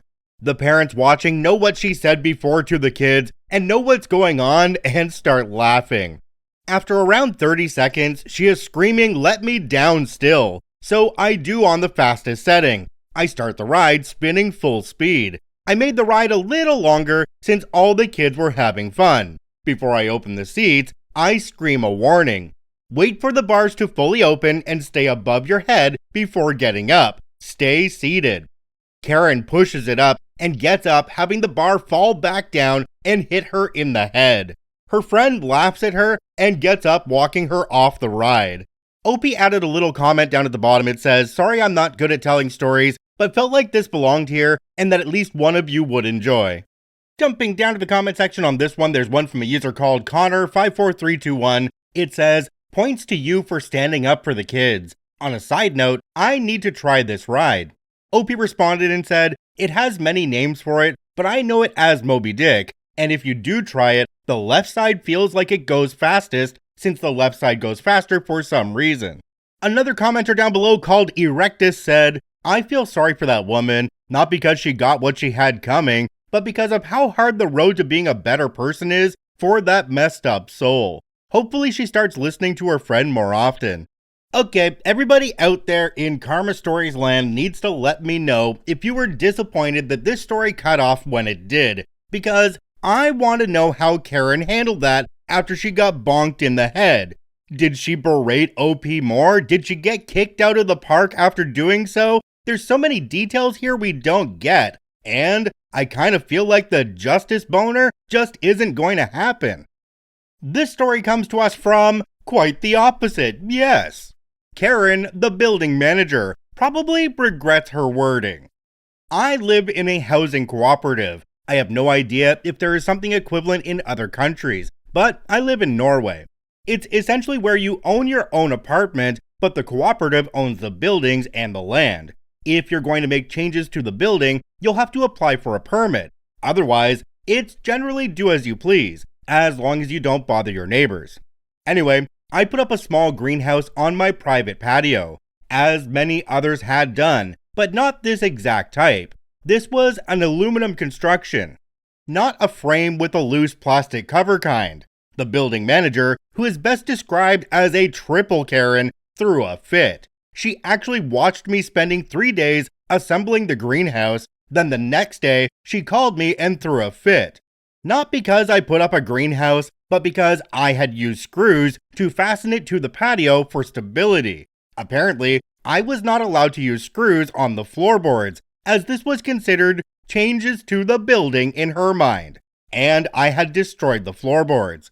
Never mind, the whole patio was built with, wait for it, screws through the floorboards. Screws in the wall were okay, she told me, in response to me asking why she'd put up shelves on her patio herself, but not the floorboards. Apparently the difference was monumental, and everyone should just know this intuitively.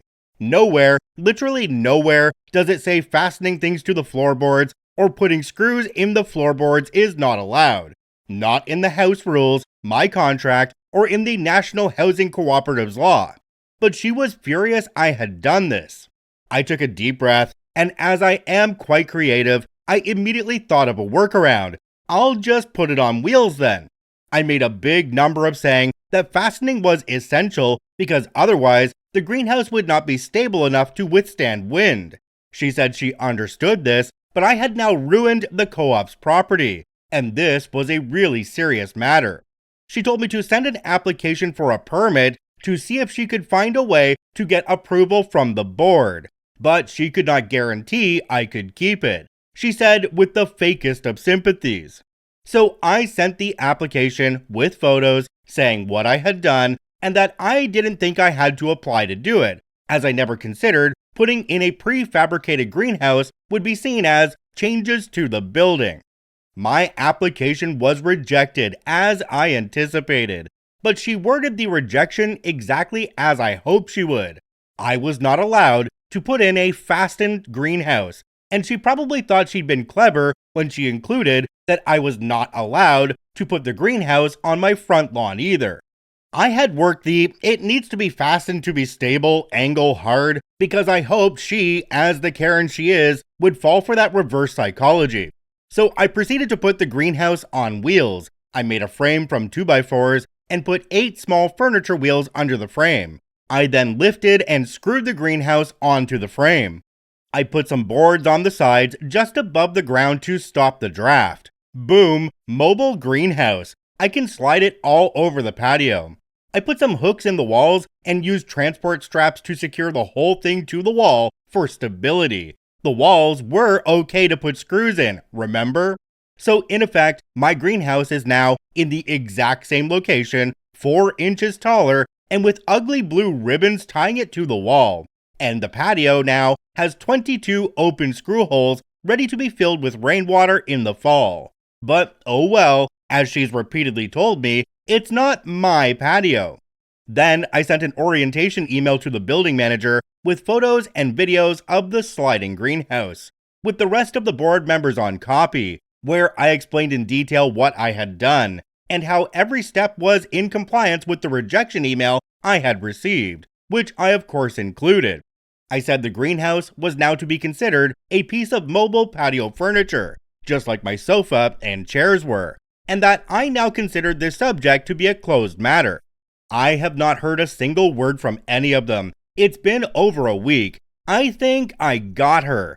I can't imagine she'll find a loophole that lets her legally dictate what patio furniture is allowed and not in the co-op, since the patios are stated to be for every apartment owner's private usage. So when Christmas comes, I'm planning to decorate the greenhouse with lights, make it pretty, because every time Karen steps out her front door, she has to face my patio where she is looking straight at my greenhouse.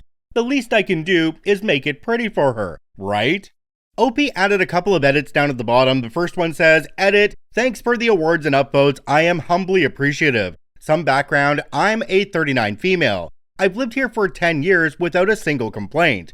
Karen is the new building manager. Being the Karen she is, which means highly narcissistic female, she's using my greenhouse as a way to establish her newfound authority. Make an example. I didn't give her permission, so the greenhouse got to go. It's not about the holes. It was just the only argument she could use to get me to take it down, especially since I had argued hard that it needed to be fastened for stability. And I am going to take care of the holes. I'll either fix the holes or change the few damaged floorboards.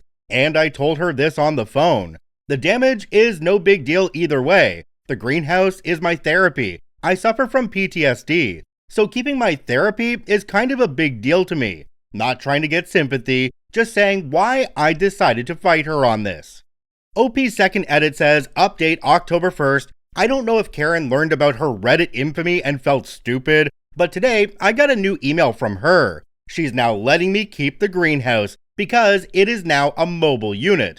No mention of the holes in the floor, but she was careful to remind me that any loose object that damages the co-op's property, if the wind gets a hold of it, is my financial responsibility."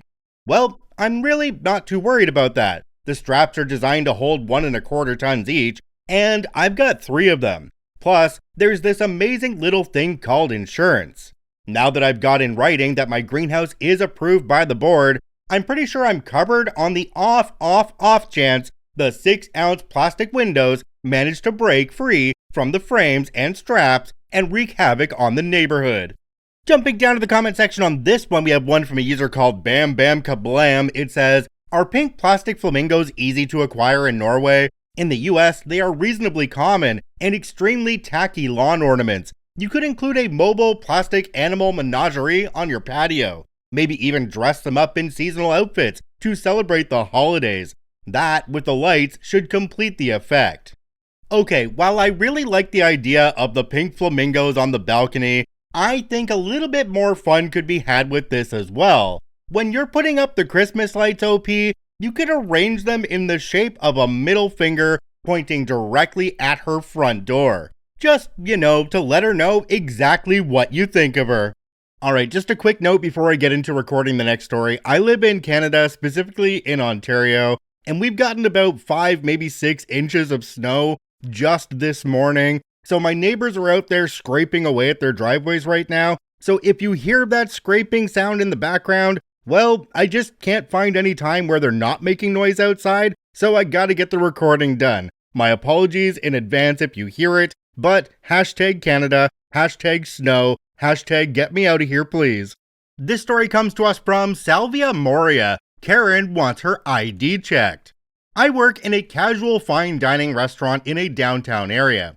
Prices aren't crazy, but high enough that we don't get a super young crowd. I would say average age of our dinner crowd is 30 to 60, although it varies more on the weekend. I only include this information so you understand why I didn't initially ask for identification, even though you should always check. Thursday night, a table of 4 comes in for early dinner, 2 Karens and their daughters. Excellent. I'm ready for them to split entrees and tip me 15%. Not the worst type of table if we're being honest, but nonetheless. They order a picture of sangria, and I tell them I'll be right back with that for them, to which Mama Karen says to me, "You really aren't going to check these girls' IDs? Her birthday was just last month. Aren't you supposed to check anyone who looks under 40? She is correct, of course, that I should have asked for identification, even though the girls were with their mothers, and I was being lazy by assuming they were of age, since their moms did not stop them from ordering drinks. I agree with her and tell her that I actually am supposed to check all IDs regardless of age, and proceed to look at all 4 of the ladies' IDs. Unfortunately for Mama Karen, her birthday was a few days previously, and her ID had expired.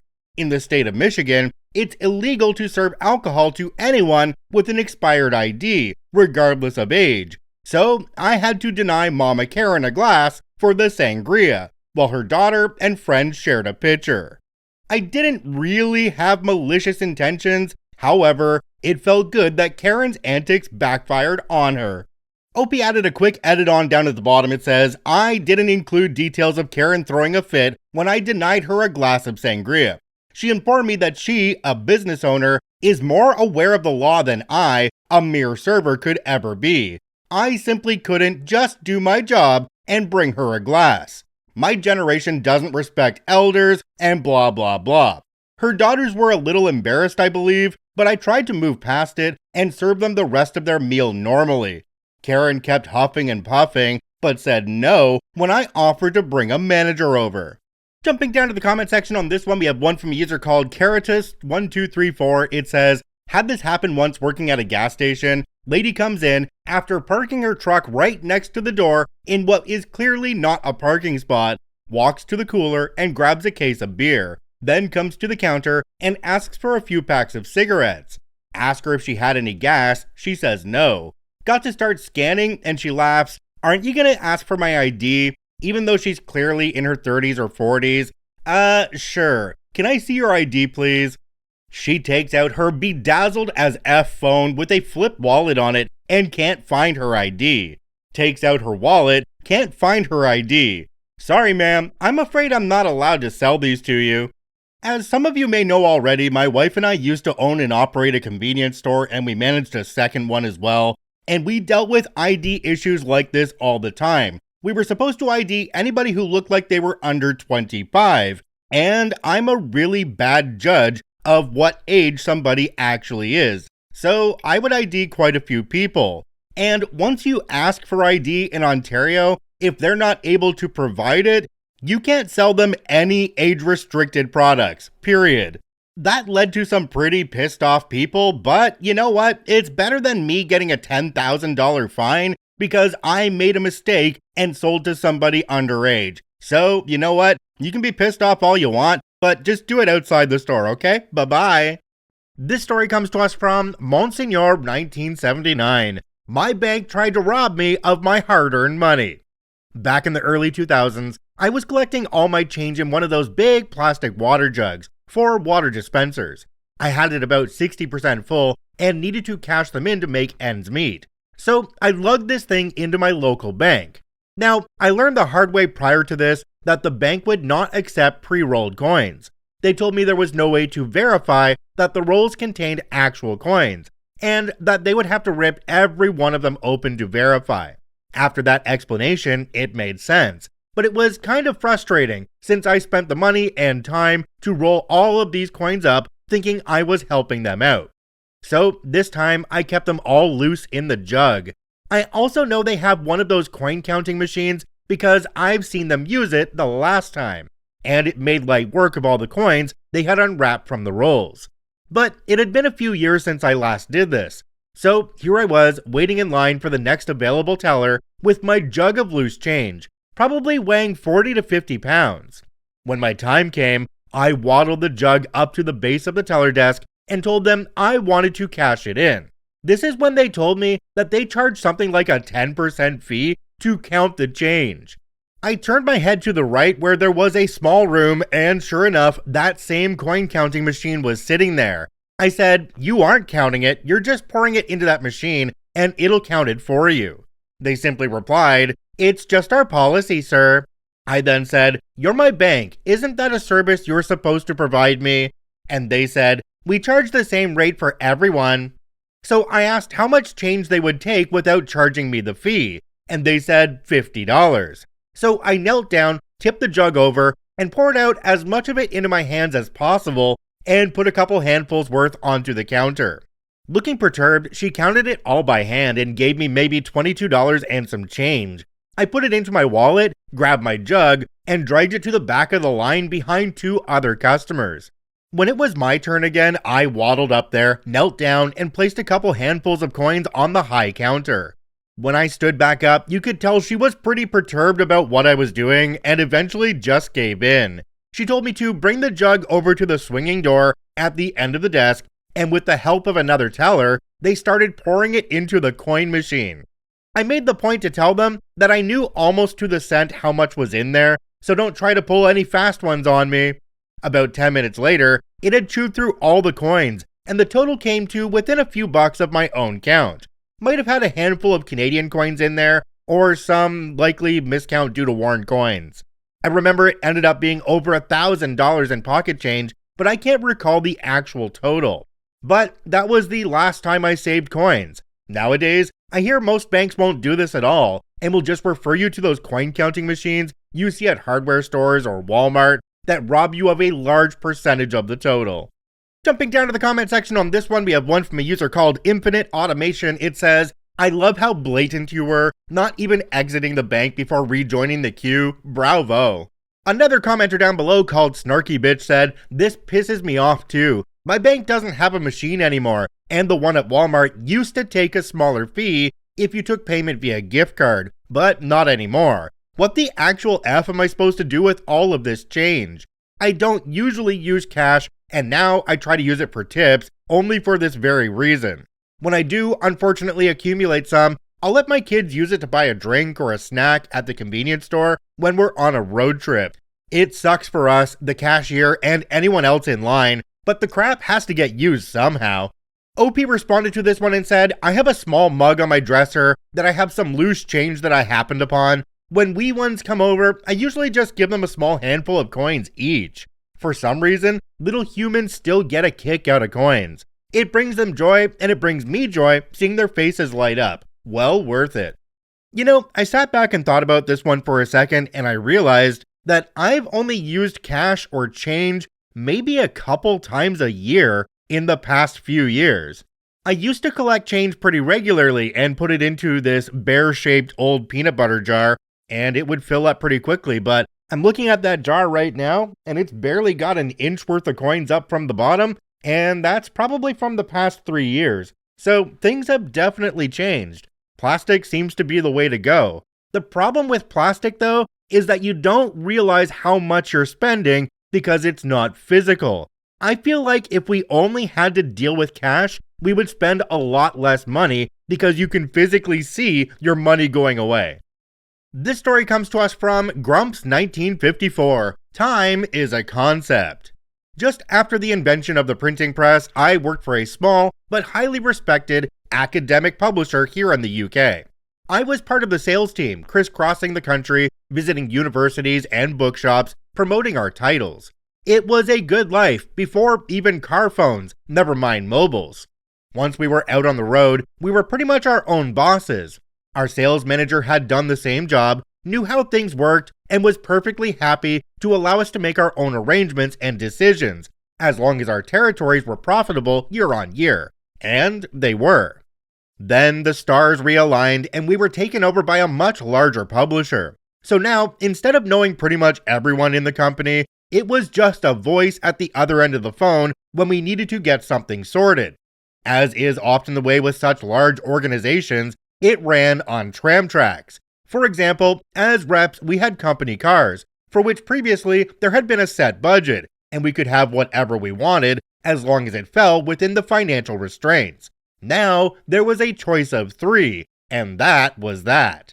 Came the time when they decided that company-wide people were not using their time efficiently, especially with regard to meetings. Thus, highly expensive consultants were drafted in, and one of their recommendations was that every single employee should go on a time management course.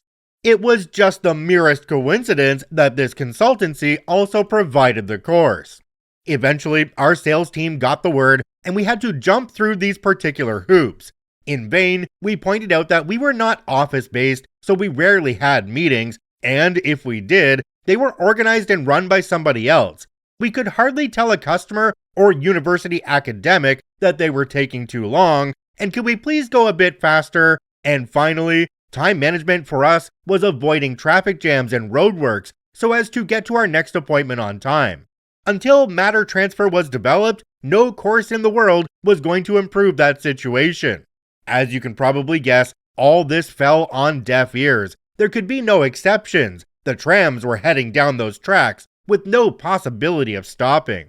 Somehow, this course lasted 3 days. I have no idea how, as most of it consisted of stating the blindingly obvious.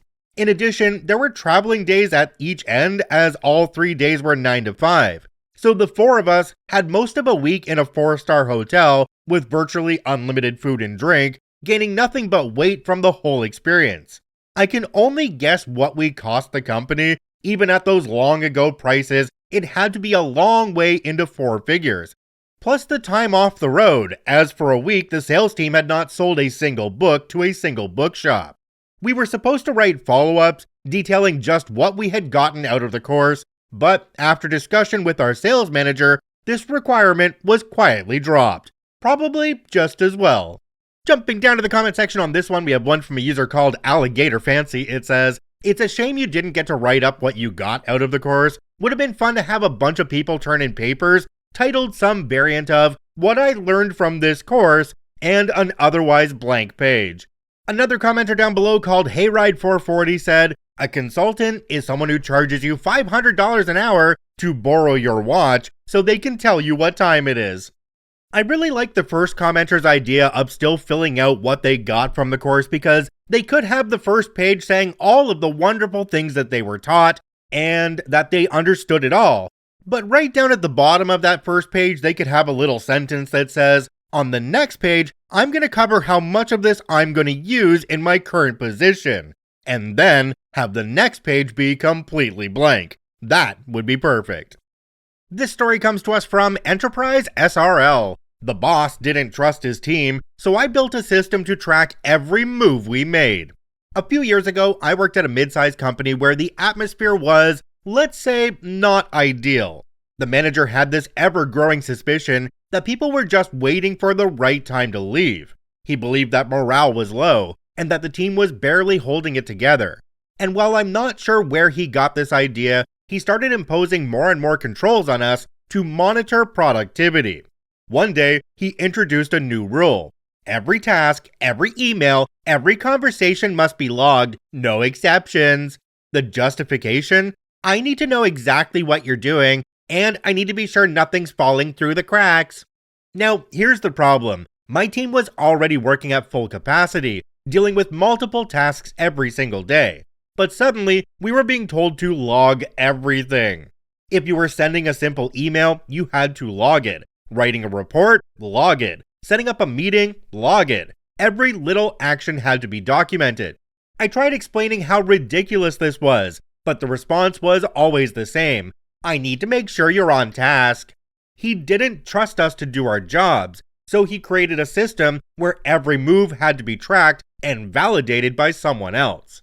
I didn't see any way out of it, so I decided to comply. But I wasn't going to make it easy. I started logging everything, and I mean everything, down to the smallest tasks. Simple emails? Logged. A quick 10-minute meeting to touch base? Logged. I even started logging the amount of time I spent thinking about the best way to word my emails, because, hey, it was part of the task, right? To top it off, I made sure my logs were detailed as hell. I meticulously logged every action, no matter how insignificant. The result? It was chaos. The logs were piling up, but all they did was waste more of my time. The manager was reviewing everything and asking questions about tasks that had no bearing on the big picture. Meanwhile, I could barely get through a day without constantly being interrupted by the need to document my every move. And then it happened. The manager finally asked, "Why is everything taking so long?" I gave him a simple reply. "You asked for everything to be logged." He didn't like hearing that, but the best part was when he finally realized that the whole system was making us less productive. His solution? We were told to just log what's necessary. The policy was quietly dropped, and things slowly started to return to normal. But by then, I had already built something of my own. After all the frustration of logging every single action, I realized there had to be a better way. So I started building a tool that could automatically track everything. without the annoying back and forth or wasted time. I wasn't looking to change the whole company, I just wanted a way to do my job without all the micromanagement. What started as a workaround eventually grew into a full-fledged solution, and I realized that this frustration had pushed me to create something far more effective than the system we were using. Funny how a lack of trust can sometimes spark the most innovative ideas. Jumping down to the comment section on this one, we have one from a user called AXW3555. It says, "But did you log the time you spent writing logs?" OP responded and said, "Yeah, I did. I even logged the time I spent writing the logs. If I was going to follow the rules, I figured I might as well do it properly." Okay, so I didn't realize until after recording this story that it seems like it may be an advertisement for OP's company. And so I went to their profile and had a little bit of a look, and it definitely is an advertisement for their company because it says on their profile, "We're the team behind Business Log, the log management and cybersecurity solution." So now it's really got me wondering, is this actually a post where something did happen to OP and that's how the company started? Or was the story made up just to fit in with what they actually do now, just to make people look at their profile and go, "Oh, you actually make business logging software. Interesting." Let me know what you guys think if you're on YouTube. Comment down below. This story comes to us from TV City 6455. Want me to cook for my own appreciation event? Gotta make sure I don't violate the overtime policy. Years ago, I worked in a satellite office of a large department, 300 plus people, in a giant corporation. Half of the staff had salary and benefits, while my half was hourly contractors. The department was run by two vindictive women who were wholly responsible for the toxic environment. They loved talking about how much they were like sisters. I loved pointing out that when you have sisters like them, one of them ends up under Dorothy's house. Like most companies, they were constantly blowing smoke up everyone's butt about how much we're valued, and they showed that by inviting us to an appreciation potluck. There were going to be surprises and delicious treats from our coworkers. Of course, the other shoe inevitably dropped. The company was providing only soft drinks, as alcohol on company property is forbidden, except when it isn't. The only food at this appreciation potluck was what employees were expected to make. Nothing store-bought, share some love with us. They couldn't put it in writing, but it got around that failing to cook something would be noted. It's tough when the company won't give you a budget, but it's tone-deaf and insulting to demand people give their own time to prop up the illusion the company cares when half your staff doesn't get health insurance. The participation non-mandate came straight from the top, and I wanted them thoroughly, inescapably embarrassed. 2 days before the potluck, while on a call with my boss, I dropped the live grenade in her lap. "Oh, before we go, I wanted to ask why you declined my Outlook invite for tomorrow afternoon. What's up?" "Oh, I need to leave early tomorrow to cook for the potluck, since I assume you can't authorize overtime for it." "Overtime?" "My recipe takes an hour or so to cook, and the actual potluck is another 2 hours after business hours, so I was going to leave 3 hours early to keep myself at 40 hours this week." "Wait, you expect to get paid for cooking?" "Half the staff is hourly contractors. Does this for-profit company expect 150 contractors to donate 3 or more hours of their personal time for their own appreciation meal?" "Oh my god, nobody thought of how this looks?" She was asking herself more than me. "Or nobody expected to be called on it." "But who's going to get called on it?" "Oh, you're at your desk where everyone can hear." "Correct." "I have to go." I did feel bad about dragging her into it. She had enough on her plate, but I knew she'd just toss the grenade up the chain to people who get paid to know better. Our satellite office wasn't privy to many details, but I'm told my call sent people panicked and scurrying around at the mothership, consuming a day and a half of a lot of people's time. Mission accomplished. In the end, they moved the potluck to lunchtime during paid time for contractors and bought our office pizzas. Only our office. We were, however, instructed not to be eating the pizza when we Skyped in because everyone else would get upset. And yes, the satellite offices were Skyping in like this was the Dunder Mifflin Infinity launch. Okay, can we just go right to the fact that if a company is hosting an appreciation event, they should be supplying everything for that event? It's like, hey, we really appreciate what you guys are doing here. Now spend your money and your own time on everything for that event, okay? Because we don't want to. And companies wonder why morale is low. It's because they do shit like this all the time. What a load of crap. This story comes to us from I Am Weasel93. Work smart, not hard. I got hired as a line cook when I got out of culinary school. It was a big hotel chain. I got hired for the day-to-day work, and we had 8 other line cooks and a head chef who was always bragging about his workload and how he spared us from the paper monster. The head chef was, for a better word, absent from the kitchen floor and basically a pencil pusher. He did the ordering, the HACCP lists, stocking, timesheets, rosters, schedules, communication with HR, GM, F&B, and he made the menus. For the most part, the work paid okay, and there was not much hassle. Thing was, the menus we had to cook were outdated and very uninspiring. Like, think about the cookbooks from 70 years ago, uninspiring.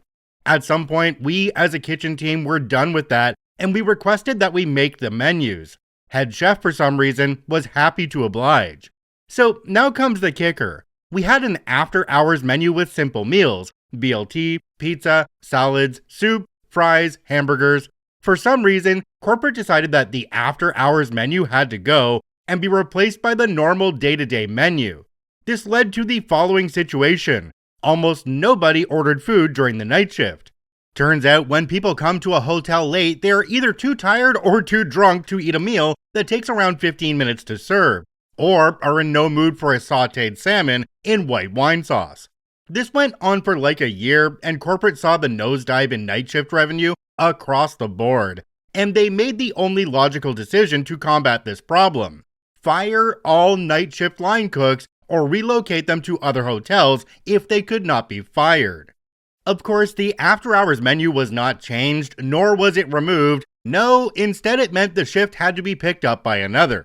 So this is where the tale really started. So I worked there for about 2 years, and I got in some trouble with the head chef. We didn't see eye to eye.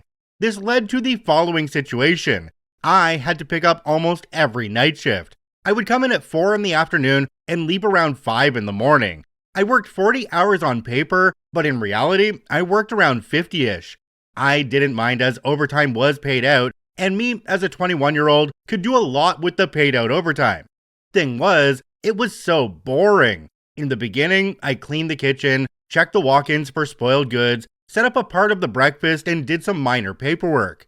After about 3 weeks, I ran out of work to do. Every 2 or 3 days, I could clean something or check the fridges, but what first took an hour now took like 10 to 15 minutes. So I did the logical thing and started reading books, watching Netflix, talked to the night manager, starting to experiment with new recipes, and hanging out with the interns. Basically, I was effing around on company time. So after a while, I got called into the office of the GM. I got a verbal reprimand for slacking. When I asked him why, he told me someone told him what I did during night shift. So I of course explained to him what I did and that in between these hours, I had little to do. This led to a discussion between corporate, GM, and my union about what I could and could not do within the position I was hired for. But that's a story for another time. At the end of this whole ordeal, I was tasked with kitchen paperwork, and Chef just unloaded his whole workload on me, telling me to get to work and that the time for slacking was over.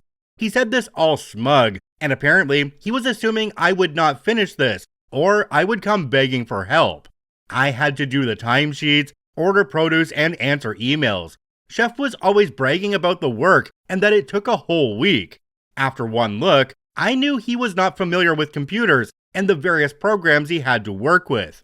Within a month, I had figured out that our time management system could be linked to our payroll system, and I only had to check if the breaks were logged correctly, hit the sync button, and place a request for validation by the GM and HR. Same went for our ordering software. I could upload a produce list and order from an iPad while walking around to the different walk-ins and freezers. Also, I combined this with the 2-day spoil check. Within 2 months or so, I found out that the work schedule sheet could be copied to another week, and with another software link, I could sync our HR app so it would automatically generate a warning when someone was on leave or vacation. It took me 2 night shifts to do all of the above, and the other 3 I could slack. Due to this, Chef had nothing to do in the office and in turn was slacking.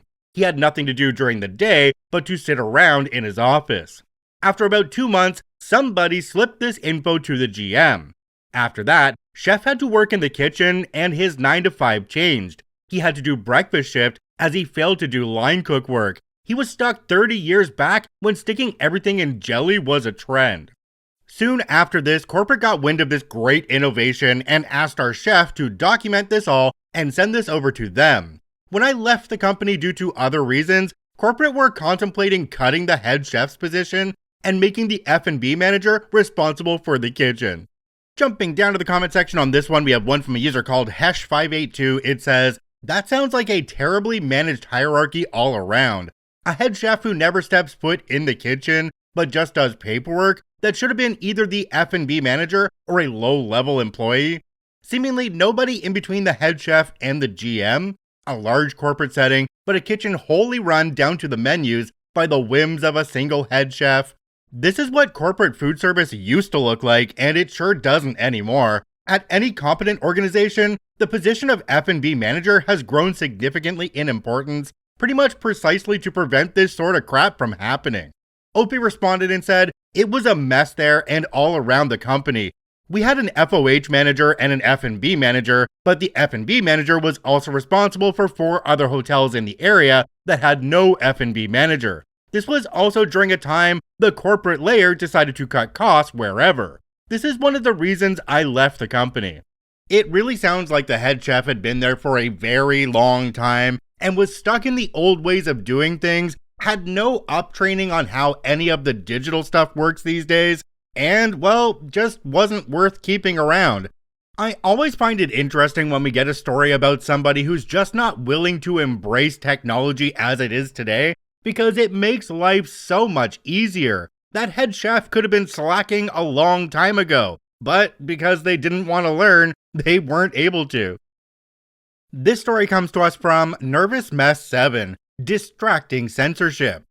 Where I work, many of my coworkers have visible tattoos, and it's never been an issue. Even some of the assistant managers and higher-ups have tattoos that can be seen while in uniform. For some context, during the summer months, we are allowed to wear shorts if we want to do so. I get very warm during the summer and just don't handle the heat well, so I opt to wear shorts almost every day from May to August. I have a tattoo of a mermaid on the side of my lower leg. It's a typical American traditional mermaid and she has breasts.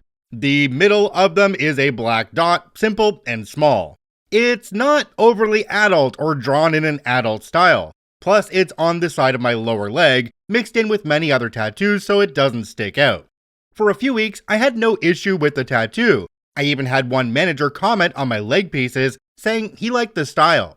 However, one day, one of the assistant managers came up to me and told me my tattoo was all of a sudden inappropriate and out of line for work.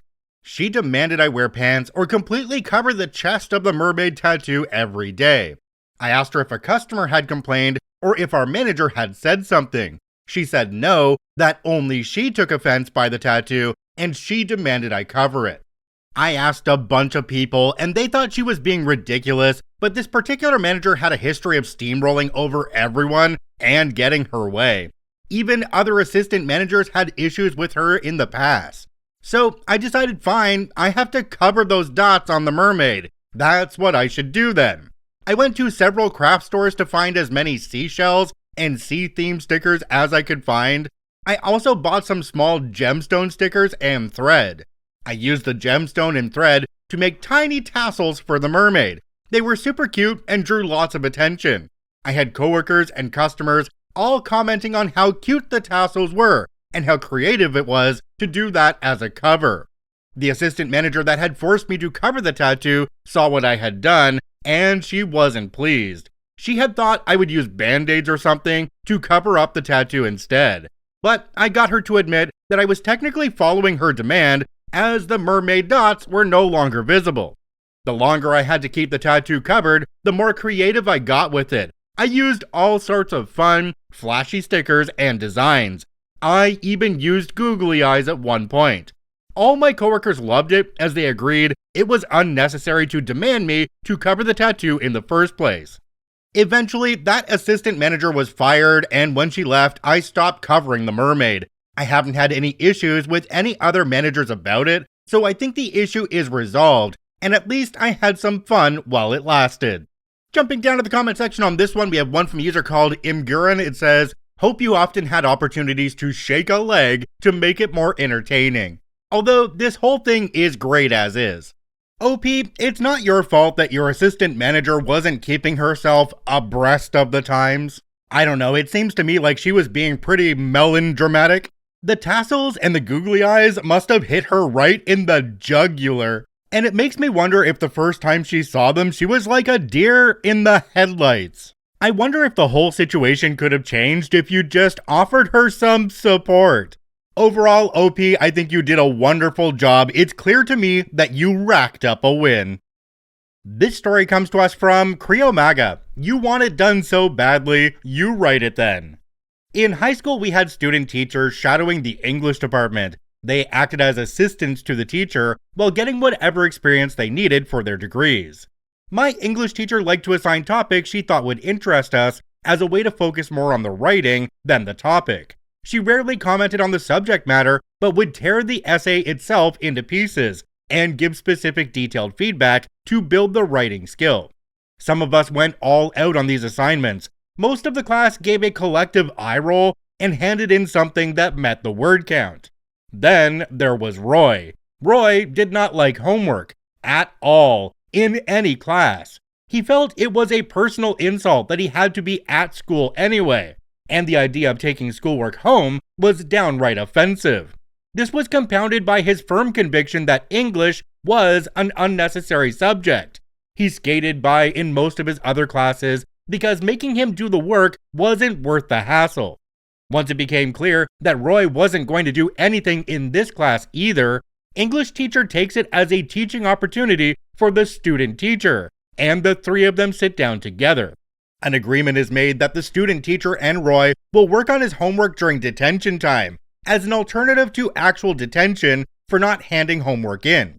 Student teacher does most of the assignments, Roy hands them in, praise all around. This goes on for several months. Student teacher eventually realizes she is getting duped and starts insisting Roy do his own work. Big assignment that is to be presented to all 3-year level English classes is handed out right before a break, so we've got plenty of time to work on it.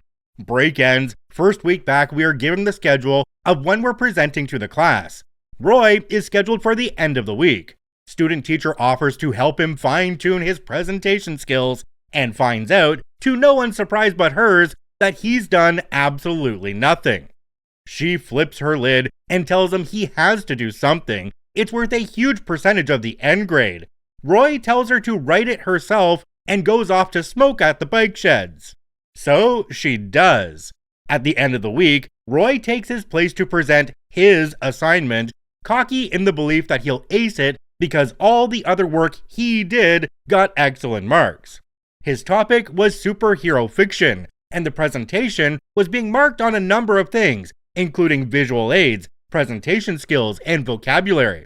He starts off strong and is using a lot of big words and complicated language. Student teacher had even spelled things out phonetically in the notes for him. English teacher's eyes are getting wider and wider, and then we get to the visual aids.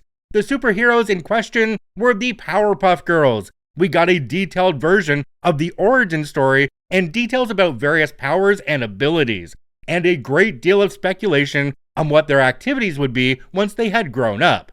This included multiple visual aids, which were not quite homemade adult material, but not your wholesome superhero drawings either. I should note here that this was late 90s, so the images were not sourced with a quick Google the way they are now. So student teacher went to some effort for this. We were all very impressed at his level of interest in these particular heroes and made sure to tell him so regularly for the rest of high school. And no, he didn't pass English. Jumping down to the comment section on this one, there's one from a user called Mountain Butterfly 38. It says, "That student teacher is the GOAT. Hopefully they didn't get in trouble. They will make a great teacher. Another commenter down below called Paijur said, Roy mastered the lesson. Manipulate others to do your work, so you can just skate through life without accountability or consequences. Oh come on, I don't see what the problem is here. It sounds like Roy's just gonna have a perfect opportunity for a lifelong career as a politician. This story comes to us from Annual Antics. Delete the legacy knowledge department? Okay. A former employee has decided to shoot themselves in the foot with a bazooka. I thought I'd share it here so you can laugh at them too. In a nutshell, the business built its own in-house software which is designed to cover all aspects of the business. From invoicing, tracking stock, creating reports, semi-automating direct debit billing, and virtually everything else. 1,000 sub-areas. As such, the business ended up with 3 IT departments. One was more hardware issues and basic IT issues. There was the medium IT department who could fix small issues within specific sub-areas of the software, and the legacy team who worked on the rawest base level of the software and had kept it functioning for over 20 years. In an effort to cut costs, the senior management decided that the legacy team were no longer required, as they were creating a whole new software anyway and would be ditching the old one within a year or so. In doing so, they also insisted that the large office they occupied was completely emptied. This included several huge filing cabinets of paperwork, comprising dozens of core manuals and countless hundreds of up-to-date how-to-fix documentation pieces, as well as earlier superseded documents they could refer back to. The legacy team sent an email to the seniors basically saying, "Are you sure?" To which they, eventually, received a terse email back specifically stating to destroy all paperwork. They were also told to delete all digital files to free up a rather substantial amount of space on the shared drive, and wipe their computers back to factory settings. So it was all shredded, the files erased totally, and the computers wiped. The team removed every trace of their existence as ordered, and left for greener pastures. It's been 3 months, and there was recently a power outage which has broken something in the rebooted system. The company can no longer add items into stock, which means invoicing won't work, as the system reads as "can't sell what we don't have." In turn, this means there's no invoices for the system to bill, so it's back to pen, paper, and shared Excel sheets to keep track of stock, manually typing invoices into a template, and having to manually check every payment received against paper invoices, all of which is resulting in massive amounts of overtime required to keep up with demand. The company has reached out to the legacy team, but they've all said without the manuals they were ordered to destroy and erase, they're not sure how to fix it. Our new system is still at least a year out. On the positive side, 2 of the senior managers have nice large offices to share and sit in. Jumping down to the comment section on this one, we have one from a user called Cirelli Furbo. It says, "When someone asks, 'Are you sure?' you better think really hard before going on with your idea. Things are not going to go the way you think they are going." Another commenter down below called Coco Almonds Rock says, "Oh, they're just being inconvenienced right now. Wait until taxes are due, and vendors want their tax paperwork." Opie responded and said, "True enough that. I don't envy any of the lower leveled staff right now." Okay, anybody who knows even the slightest bit about IT knows that legacy knowledge is your main asset as an IT team. How can you really build something new to do everything that the old system did without that legacy knowledge? It just doesn't make sense. You're really shooting yourself in the foot if you want to get rid of that, which is exactly what they found out in this story. This story comes to us from Jacket Fruit. "Complain about how I do my job? Cool. Let's see how things go when I do it your way. I work as a school janitor. Half my day is spent in the lunchroom emptying the trash cans and sweeping up. At most schools, you get 15 plus minutes in between each lunch period to do all the cleaning. At my school, I get less than 2 minutes if I'm lucky. Normally, if a trash can isn't full, I'll just dump one can into another and then tie off that bag when it gets full. It's a lot faster than having to replace every bag every time, and it saves a ton of bags. I also sweep up around the tables, and if I see a big mess under a table, I ask the kids to move their feet and sweep that up too. I do it this way because it's the only way to keep up and keep things clean. If I pulled every bag every time instead of dumping one can into another, not only would I run out of bags halfway through the week, but it would also take way longer. If I only swept under tables when there was no kid sitting there, I would literally never have an opportunity to sweep under tables. Enter the lunch ladies. Most of them are nice, but there's this one older one who is just a miserable human being. She yells at everyone, including the kids, and is just always angry about something. Earlier this week, she yelled at me for dumping one trash can into another instead of pulling the bag. Why she chose today to do this, I don't know, since I'd been doing this every day for the past 3+ years.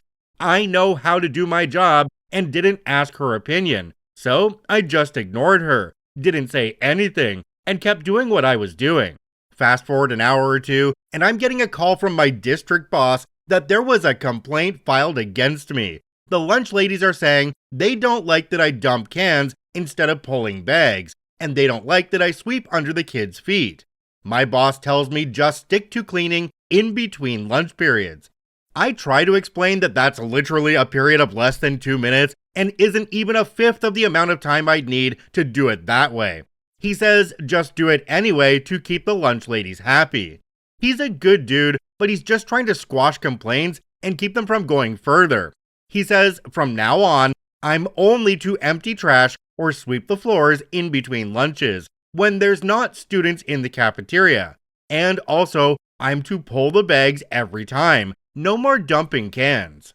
Cue Malicious Compliance. Starting then, I only cleaned in between lunches when there were no kids. Of course, this is literally like a minute and a half, so I only had time to get to half the trash cans. And since I was replacing every bag instead of dumping cans, each can took longer. I didn't even have time to sweep at all. The trash cans I couldn't get to would fill up and overflow, and the kids don't care and just keep piling trash on top. The floor got more and more covered in trash since I didn't have time to sweep at all. I did this for the rest of the week. The same bitchy lunch lady tried to scream at me to go empty the trash when I was standing there on Tuesday, but I explained I was told by my boss that you guys didn't like me sweeping or emptying trash around the kids, so now I'm only allowed to do that when the cafeteria is empty. I'd love to go get that trash can, but there's kids eating lunch right now, so I'm not allowed. She tried to argue, but I just told her I'm following direct and explicit orders from my boss. There was nothing she could do. When the final lunch ended, I cleaned as much as I could before 2 p.m. and then stopped, as that was my lunchtime, and the union requires that we take our lunches at our allotted times. It's non-optimal and zero tolerance for deviation. And after my lunch, I have to go clean classrooms since school is out, and classrooms take priority over the cafeteria. End result, the cafeteria never got fully cleaned. When the lunch ladies came in Monday and found it still half filthy, they went through the roof and complained to my boss. He called me in and I explained that I was just following orders and that the lunch ladies were the ones who asked I do things this way. Suffice it to say, I was told to go back to doing it however I thought was best. You want to stick your nose in my business and tell me how to do my job? See how that turns out.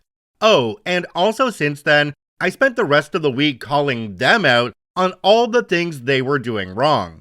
Previously, I just kept my mouth shut and minded my business. But now we're doing this the way you want it.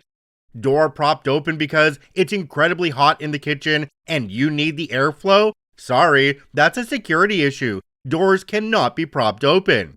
Greasy wax paper in the cardboard recycling? Sorry, that can't go in there. Normally, I'd just grab it as I see it. But now, I waited till the end of the day and then tell them. They had to pick it all out by hand. You guys like having the radio playing in the kitchen? Sorry, not allowed. Shut it down. Jumping down to the comment section on this one, we have one from a user called Mr. Death Llama to you. It says, when I got hired as a teacher, my mom, a former teacher, told me to make sure I was on the good side of the janitor, custodian, and the secretary because they were the ones who really run the school. 25 years later, I can say that was some of the best advice she ever gave me. Another commenter down below called Shadow Dragon 8685 said, sounds like that school needs more reasonable times for lunch, or it needs more custodians, or both. But to be honest, I would not say that classrooms are higher priority than the cafeteria. Untidy classrooms look unseemly, and untidy food area is a health hazard, as you rightly point out. OP, I sincerely hope that when you were doing things that were making their life difficult, that the lunch people who weren't involved in your situation were making it extremely difficult for the one busybody lunch lady who was. I also need to point out one more thing. Every time I hear a story that has a lunch lady in it now, I've been tainted by Adam Sandler and his song Lunch Ladyland. Sloppy Joe, sloppy Joe. This story comes to us from Agyani. They asked me to train my replacement, and guess who they called back 3 months later? This is about one of my past jobs. My boss tells me they hired someone new and that they want me to train him. We need you to show him the ropes, get him up to speed, and let him take over your role, they said. I'm like, okay, whatever. They hired someone, fine. But then I'm thinking, they didn't really offer me any growth or a better opportunity. No promotions, no let's get you somewhere new, just train this guy so he can do your job better. Alright, if that's what they want, I'll give them exactly that. So I showed the new guy the basics, nothing too fancy, just the bare minimum. Here's how you do this, here's how you do that, follow the steps and you'll be fine. Don't give him any of my little tricks. Didn't dive into the stuff that took me years to learn. I just gave him a how-to guide, that's it. And honestly, it wasn't even about him. The guy seemed cool, I wasn't trying to mess with him, but hey, if they want me out and him in, I'm not gonna go out of my way to make him a star. 3 months go by, and I'm out of there. Then, surprise, surprise, my boss calls me back. Hey, we've been having some trouble with the new guy. You think you could come back and help us out for a bit? I'm just sitting there, laughing to myself, like I knew this was going to happen. You can't just replace someone with the basics and expect it to run smoothly. By that point though, I was already in a new role at a new place where they actually saw my value and gave me the chance to grow. So when my old boss called, I just told him, nah, I'm good now, got a new thing going on, appreciate the offer though. So yeah, lesson learned for them. You can't expect someone to train their replacement with just the bare minimum and think everything's going to be fine. Moral of the story? If you ain't gonna give me a chance to grow, I'm not gonna make your replacement look better than me. Jumping down to the comment section on this one, we have one from a user called Spin-Ons Are The Best. It says, sure, my consulting fee is 3 times what you paid me in 10-hour blocks, whether I work 1 hour or 10. Alright, the fun bit about this one was the way that OP stated, you think you could come back and help us out for a bit? Wait, what? You want me to come back just for a little while to make sure that guy's fully trained, and then you can just kick me out again? Yeah, as the commenter said, 3 times my regular salary, plus a bonus at the end, once he's able to do my job properly. You know, and in that case, I don't think I would teach them all of the tricks I knew previously either. I'd just make sure they know how to do the job properly, but the little tricks that I learned over the years, well, they can learn them over the years as well. That's not my problem. This story also comes to us from Agyani. Oh, you want me to be thorough? You got it. So, I used to have this manager who was obsessed with thoroughness. Every task, every report, every email, be more thorough, he'd say. At first, it was just minor tweaks, but soon it got out of hand. He started rejecting reports for not having enough detail, even when the numbers were completely self-explanatory.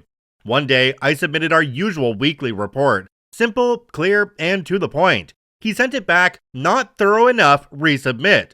Alright, if thoroughness is what he wants, thoroughness is what he's going to get. I wrote the entire report into a 20-page epic. I included a detailed breakdown of every number with footnotes, a section explaining why negative numbers exist, because math, an entire appendix on the history of our software vendor, a glossary just in case anyone forgot what profit meant, a disclaimer in case of an unwanted event, these numbers may become irrelevant. I sent it off and waited. A few hours later, I got a one-line response. This looks good, but next time, keep it simple. Oh, so now we like simple? Sure thing, boss.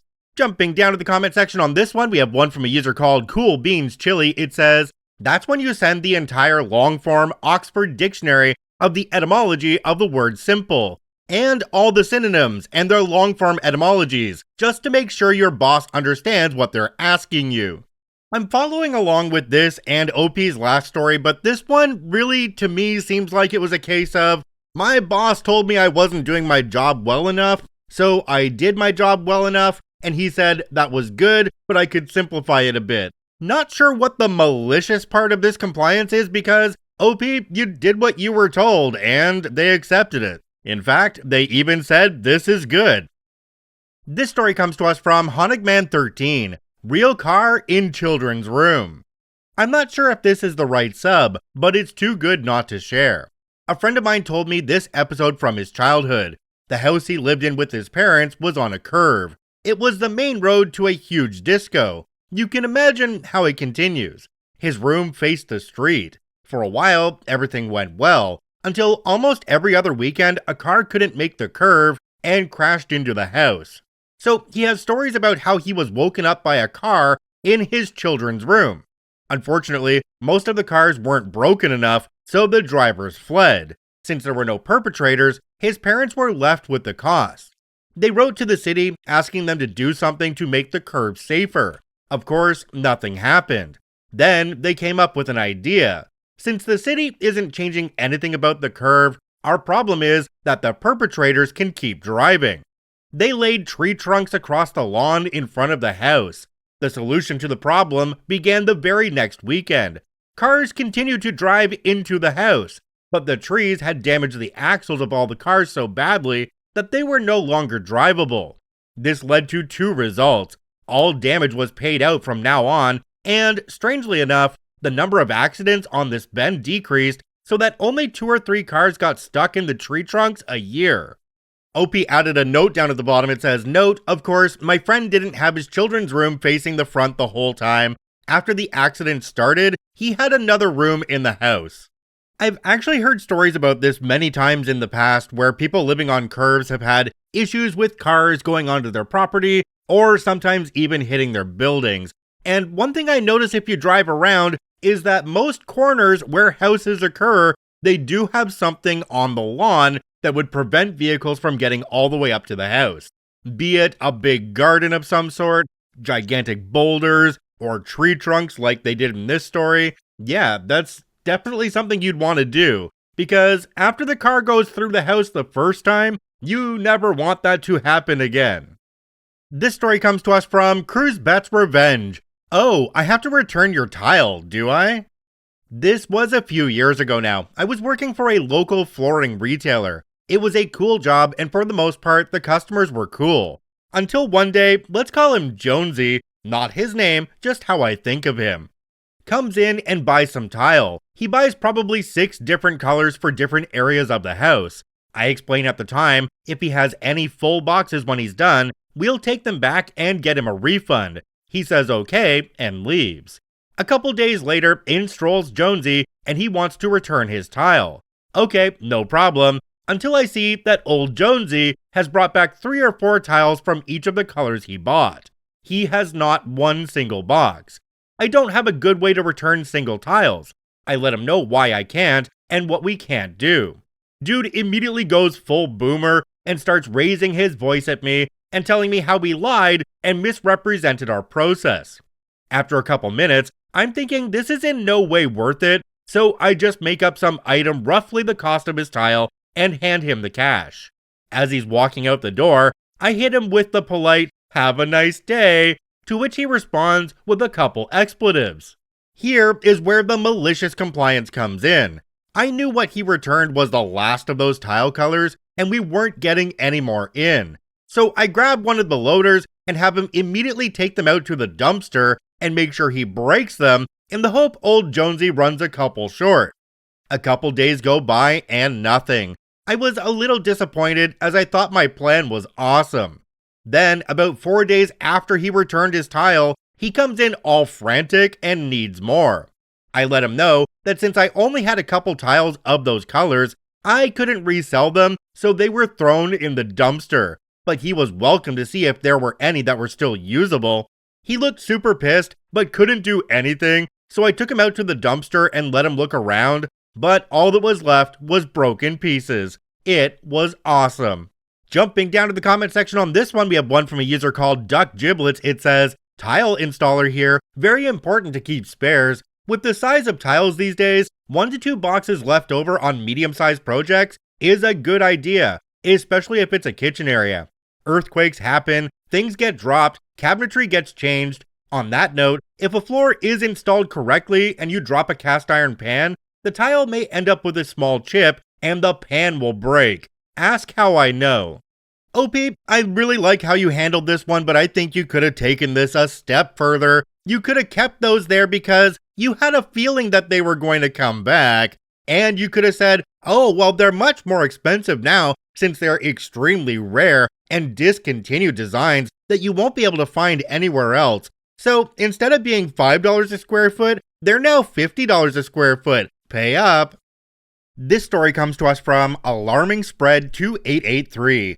Ask me for 4 eggs, I give you 4 eggs, using the policy I explained to you 5 times while you were ordering. This is a doozy that happened to me at my old job, a server at a breakfast place, where I fully acknowledge that there's no need for an am I the butthole because I am the butthole, and I know it. I was having a particularly overwhelming shift, and about 3 hours into a 6-hour shift, 2 people came in that were particularly known for their being divorced and completely loathing one another quite openly to the servers and staff, and were overall very loud and rude to guests and staff alike. Every other weekend, they would come in to go over paperwork and divorce things, and the server who would get them always got sympathy from the rest of us. I had the pleasure of serving these lovely people a few times, and all of the times were so insanely different in terms of weirdness. But let's just get into this one. They come in, and it ends up being my turn in the rotation. Yikes, but I thought me and the guy were chill, because last time I served them, I told him I liked his dinosaur shirt, and his ex-wife made fun of him for it. And I told her I thought it was a cool shirt, and he and I high-fived, and it was the most invigorating experience of my life. I come up to them and ask what I can get started for their drinks, and I can tell it's going to be a tense experience already.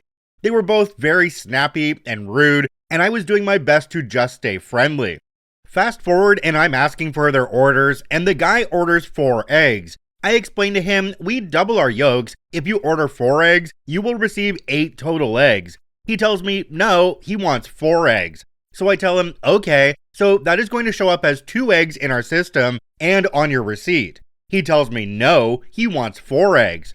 At this point, I don't know what to tell him, but I try one more time. I tell him, yes, you will receive 4 eggs on your plate, but it will say 2 on the receipt. He says, no, I don't want to pay for 2, I want to pay for 4.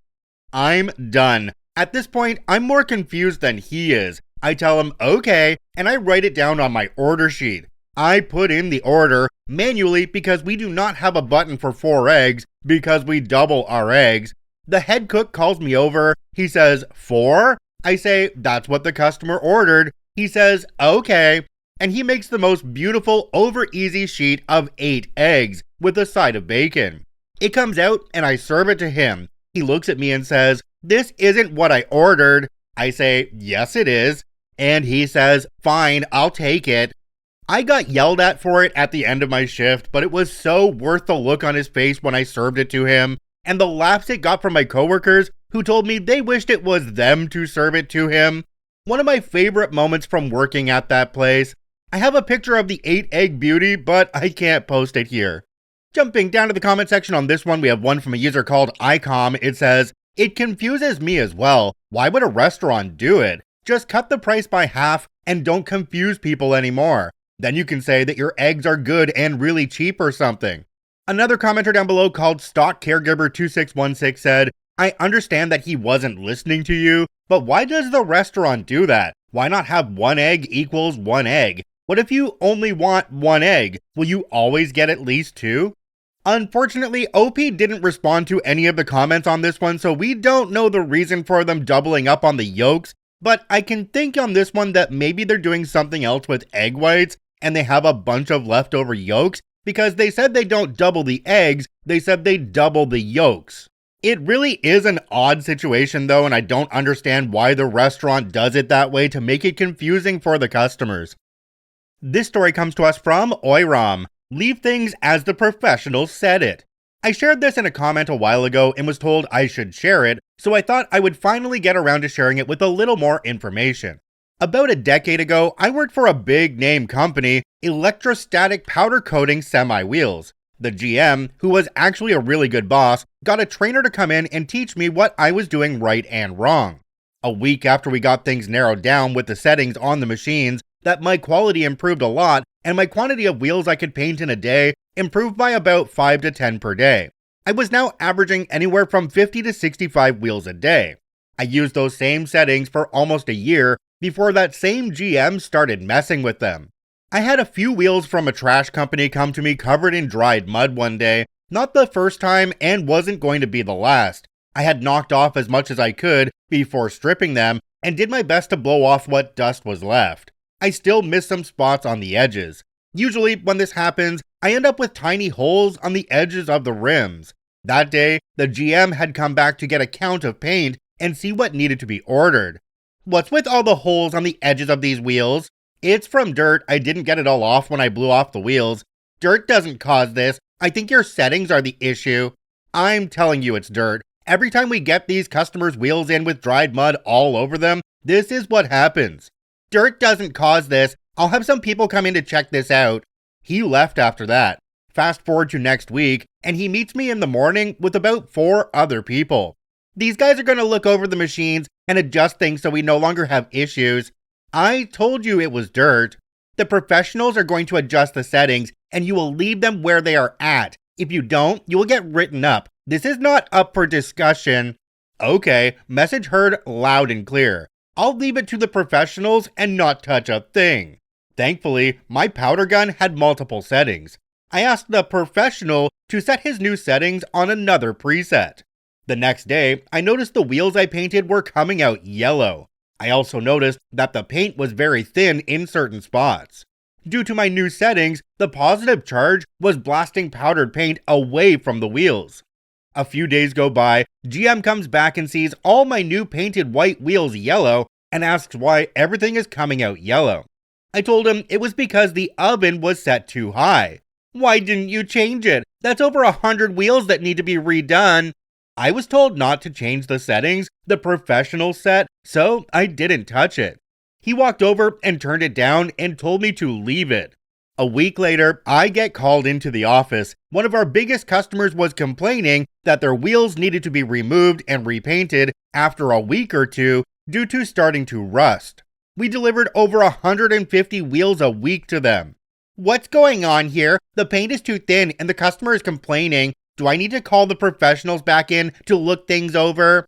It wouldn't change much because I haven't touched anything on the machines since they were out last time. Just fix it. I don't care what you do, just fix it. He never questioned me again when it came to powder coating.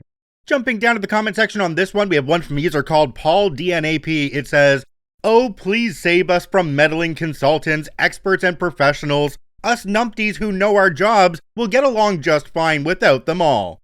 Another commenter down below called Avid Learner Bot said, "Interesting read. I've seen similar situations in my workplace, but thankfully our GM was more hands-on and open to suggestions.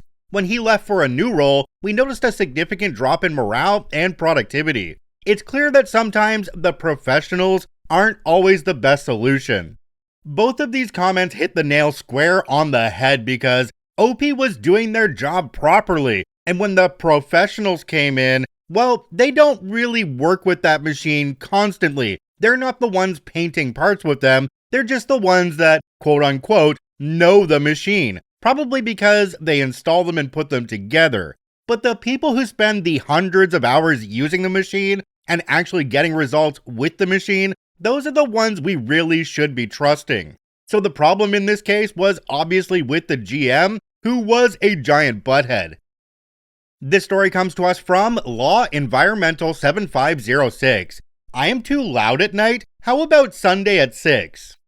So this story is not something super interesting, but I wanted to share it because it makes me happy. I live in an apartment complex on the highest floor. When I moved in, I was short on time and painted the walls up until 2 a.m. The ladder made some sound and my neighbors knocked. We were almost done anyways, so we called it quits and thought everything is fine. A month in, and I get a letter from the company that owns the building that says something along the lines, "Disturbance of peace, we got a complaint from your neighbors about construction sounds and regular use of the washing machine in the middle of the night. Please be respectful towards your neighbors and don't be too loud between 10 p.m. and 6 a.m. I was pissed since the construction sounds were only once and I never used my washing machine in the middle of the night, especially not regularly. But I didn't want to start an argument with the company or beef with my neighbors, so I thought since I wasn't doing that anyway, I would just ignore it, and if there's another complaint, I'll reach out. A few weeks ago, I had my sister over on a Saturday, and we watched some TV late at night, and she accidentally kicked over a glass bottle. It happens. Instantly, there were 3 loud and angry knocks coming from below, which somehow ticked me off really bad. Now, since I am obviously too loud, I decided to strictly adhere to the rules and time my washing machine in a way where it ends exactly at 10 p.m. and starts at 6 a.m., especially Sundays. Usually, I did laundry at around 5 p.m., but I got a change of heart and hope that my neighbors are annoyed when my machine wakes them up at 6 in the morning on the weekend. Just like they obviously wanted me to, and they can do nothing about it, since I'm not breaking any rules. OP added an edit down at the bottom. It says, "Edit, I get that they are probably trying to sleep, and I know that the 2 a.m. painting session was a mistake. I am upset that they reacted with complaints to the company and banging on the ceiling instead of talking to me. People are clumsy and drop stuff. I heard other neighbors vacuum and drop things at night, and I simply don't care. Things happen. But if they want to be childish, I'm going to be childish by sticking to the rules." Jumping down to the comment section on this one, there's one from a user called Bird Bruce. It says, "Why are you trying to be cute with people who have already proven themselves to be liars? Do you think if they are annoyed by you starting right at 6 a.m., that they won't just lie again?" OP responded and said, "Yeah, but luckily I found out that my machine can prove the time when I use it, so if there's another complaint, I can just prove that I didn't use it." OP, I can think of a few other ways to get back at those neighbors downstairs. 6 a.m. on Sunday, I think that sounds like a great time to start learning how to play the bagpipes, don't you? And then in the evening at around, 9:30 p.m. maybe, you could start learning how to line dance as well. That could go for about half an hour. That'd be actually kind of perfect. This story comes to us from Agyani. "Oh, you want all the forms? Sure, let me drown you in paperwork." So yeah, figured I'd share another one of my malicious compliance stories, but this time, it's about dealing with everyone's favorite place, the government office. Had to update my address on some official documents. No big deal, right? Had my lease, utility bill, ID copies all set. But nah, the lady at the counter, we'll call her Miss Forms, was determined to make me regret my life choices. I hand her my papers, she barely looks at them and goes, "Sir, you need to attach form 27B-X. Alright, where do I get that? You'll have to go to section D, also form 19A-Y is required." Cool. I hike over to section D, grab the forms, fill them out, get back. She gives them like a 0.2 second of attention before hitting me with the classic, "You'll also need form 33-K notarized." At this point, I knew she was just making me do the paperwork Olympics for fun. So I flipped the script, went home, printed every single form from their site, seriously, like 15 of them. Some had zero connection to my request, but hey, she wanted forms, right? Got everything notarized, attested, double stamped. Heck, I even got a signature from a guy who looked official just for the vibe. Next day, I show up with a stack of papers thick enough to break a desk. Drop it in front of her, all polite. "Here you go, ma'am. Every possible form you might need. Please check it thoroughly." She blinks, flips through it, sees how deep the rabbit hole goes. Okay, this is more than needed. Yeah, no kidding.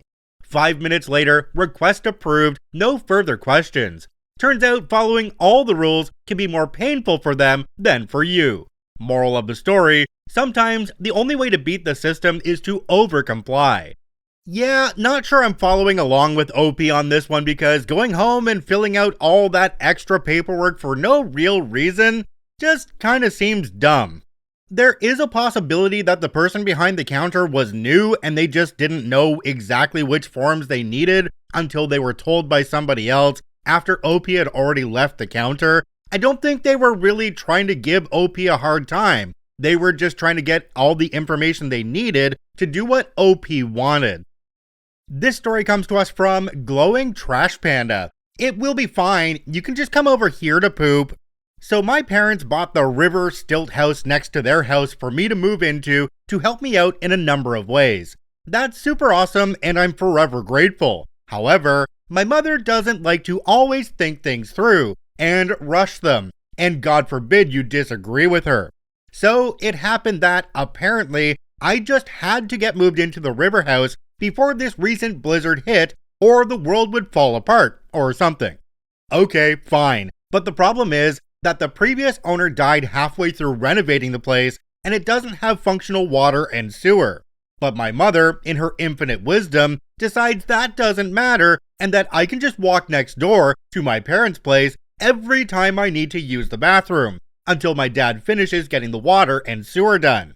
She said he would finish it the day or the next after I officially got moved. And then she said, the quote that is the title, "It will be fine, you can just come over here to poop." Well, I know my dad, and that was never gonna happen. And while I'm no stranger to having to piss in a bucket or in a hole in the ground when camping, needing to poop and having to do it in a trash bag in a bucket, and then having to deal with that is something that I just do not want to have to do. I have been here 4 days now, and while I tried to not eat or barely eat over the weekend, I got moved Saturday before the storm hit in hopes my dad would be able to finish the water and sewer. All the outside stuff is done, just needs the inside the house stuff done on Sunday or Monday. That didn't happen. So I finally had to eat some actual food and not just candy to keep my blood sugar up come Monday and Tuesday, because I was starting to get super woozy and dizzy. Well, it's 1 a.m. in the middle of the night now, and I woke up with nature freaking calling. So I, as quickly as I could without having an accident, threw my outside gear on, it's almost 0 Fahrenheit at my house, to run over to my parents' house next door, only to discover that their door wouldn't open. The handle would turn, but the door wasn't budging. It was stuck because it was frozen. So I proceeded to use my old cop knock from my EMS days to get one of them to open up, cause I'm about to crap my pants right here on their porch at this point. My mom comes and opens the door a second later, thank Jeebus, and tries to lecture me on that I didn't need to scare her and dad awake at 1 a.m. Meanwhile, I'm running to their bathroom while pulling my pants down and just loudly shout, "I gotta effing crap, and I ain't using a trash bag." After taking care of business, I went to go back to my new house, and my mom mentions that maybe she shouldn't have had me move before water and sewer was hooked up. I will continue to not give an F about waking her up at night if I need to take care of business.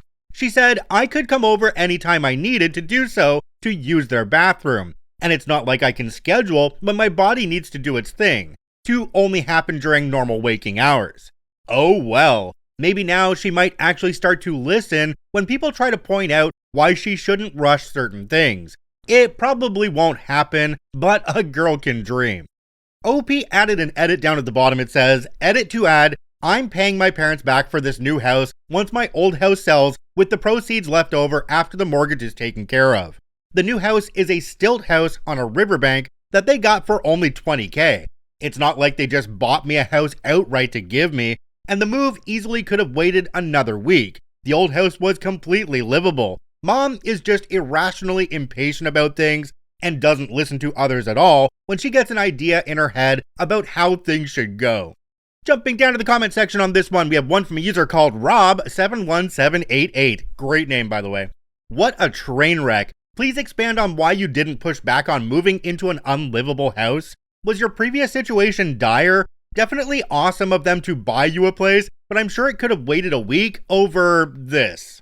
OP responded and said, "My previous house is completely livable, and I was content staying there until this new place was ready.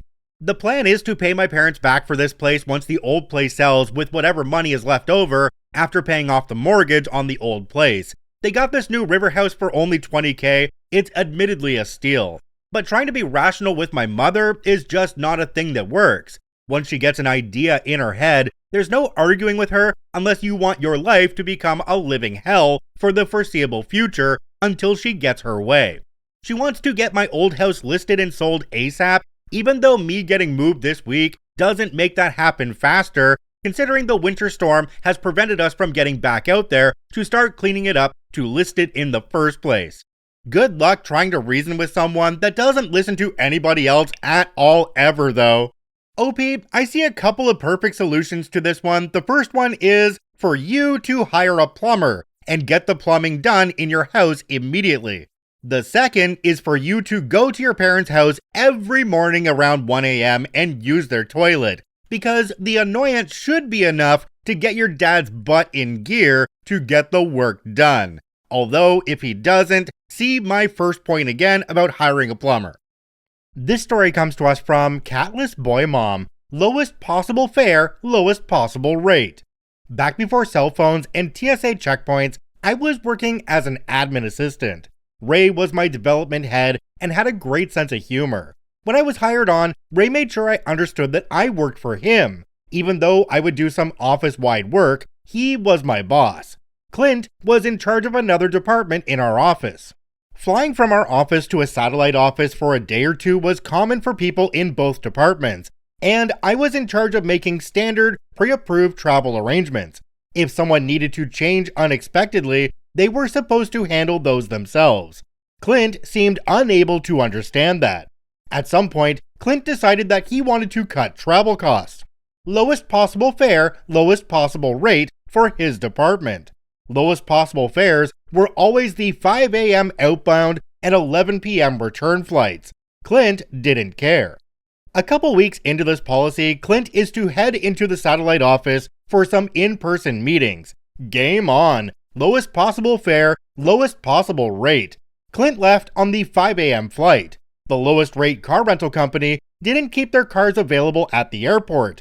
Clint had to take the shuttle to their off-site location to pick up his car. Sadly for Clint, the shuttle didn't start running until 8, when his first meeting was scheduled to start. Oops. The client refused to reschedule that day, but agreed to the next morning. At some point, it dawned on Clint that he either had to fly home and back, or get a room for the night. He chose to get a room, and of course, called me. One lowest possible rate room coming up. Unsurprisingly, that room didn't have security on site like he was used to. It did have little multi-legged friends if his complaints were true. The next morning, Clint headed out in the previous day's suit only to discover that his car had been broken into overnight. The police took their time arriving, and by the time they were done, Clint had missed his meeting again. Somehow, Clint got the client to reschedule again, and he decided to take the flight home and back the next day. Of course, I was kind enough to remember the lowest possible fare rule, so Clint was booked on the 11 p.m. flight home and 5 a.m. return, even though his meeting was midday. This time, the lowest rate car was at the airport, so Clint got to skip the shuttle. Sigh, you can't win them all. At this point, Clint's lowest possible policy had already cost the company at least double what a normal trip would have. Not to mention all the time I had spent calling hotels, motels, and car rental companies.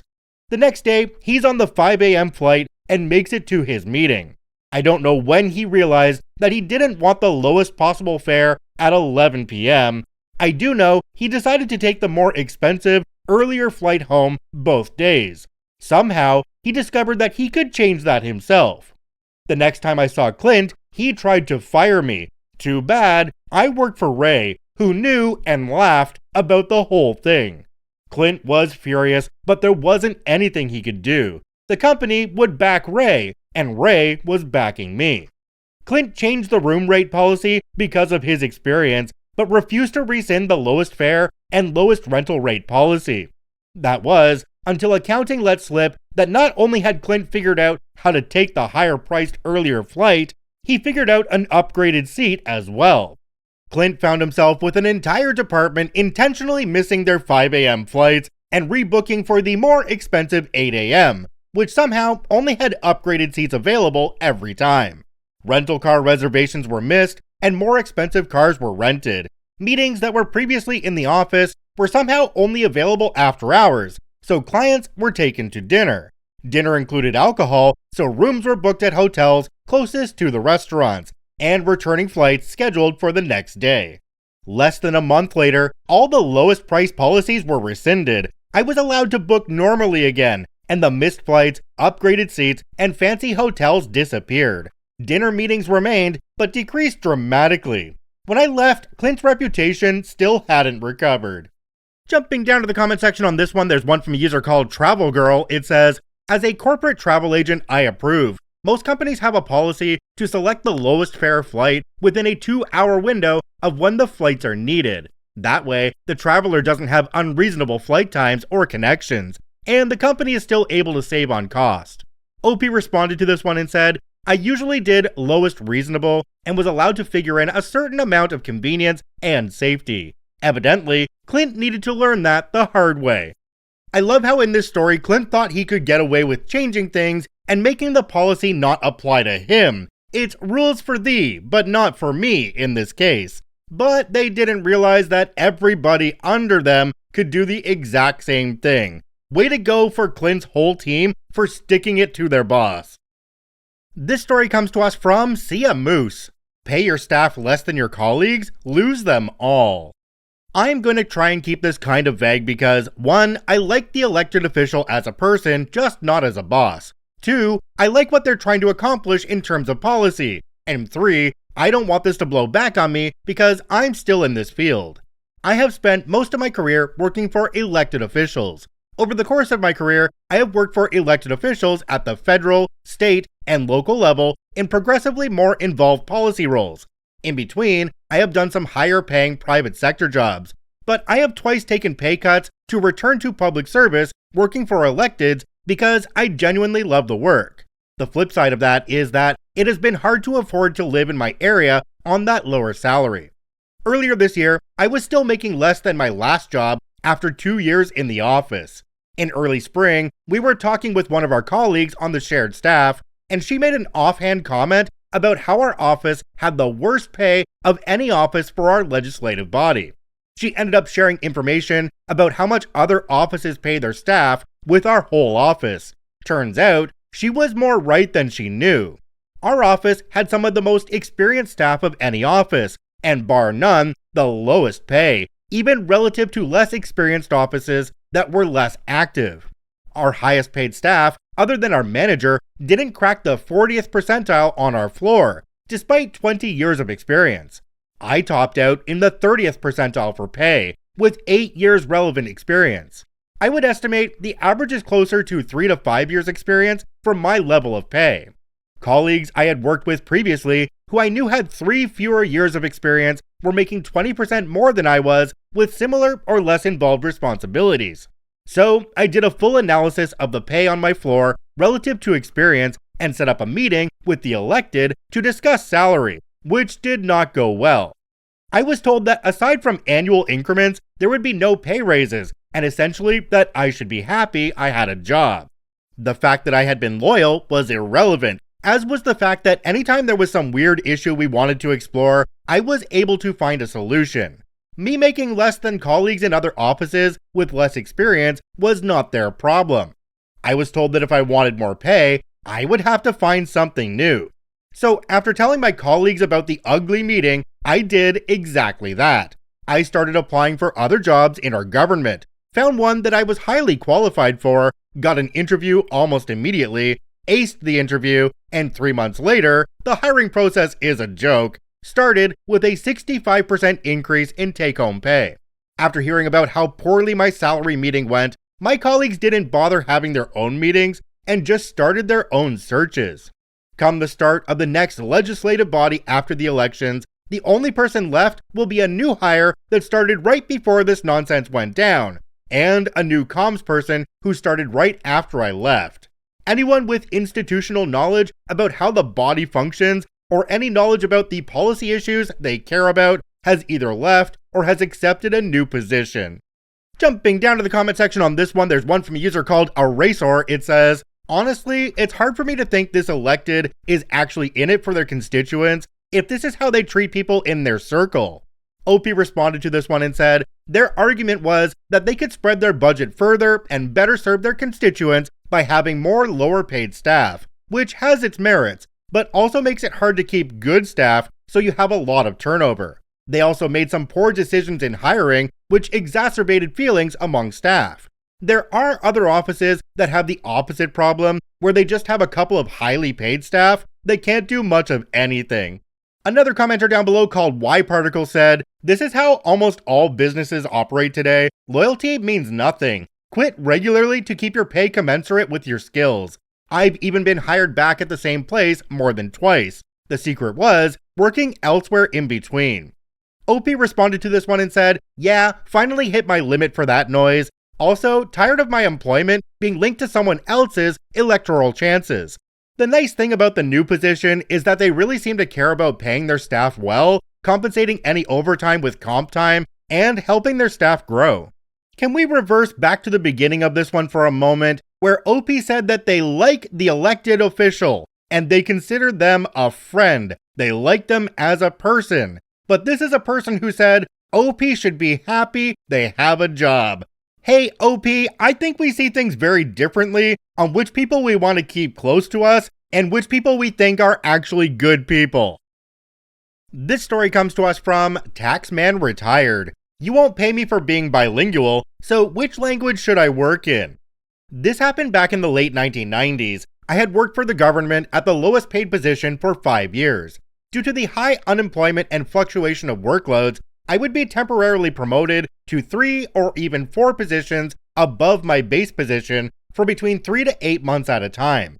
I was very lucky because when the layoffs came every year, I was always their cutoff and managed to stay employed without a break in service during this time.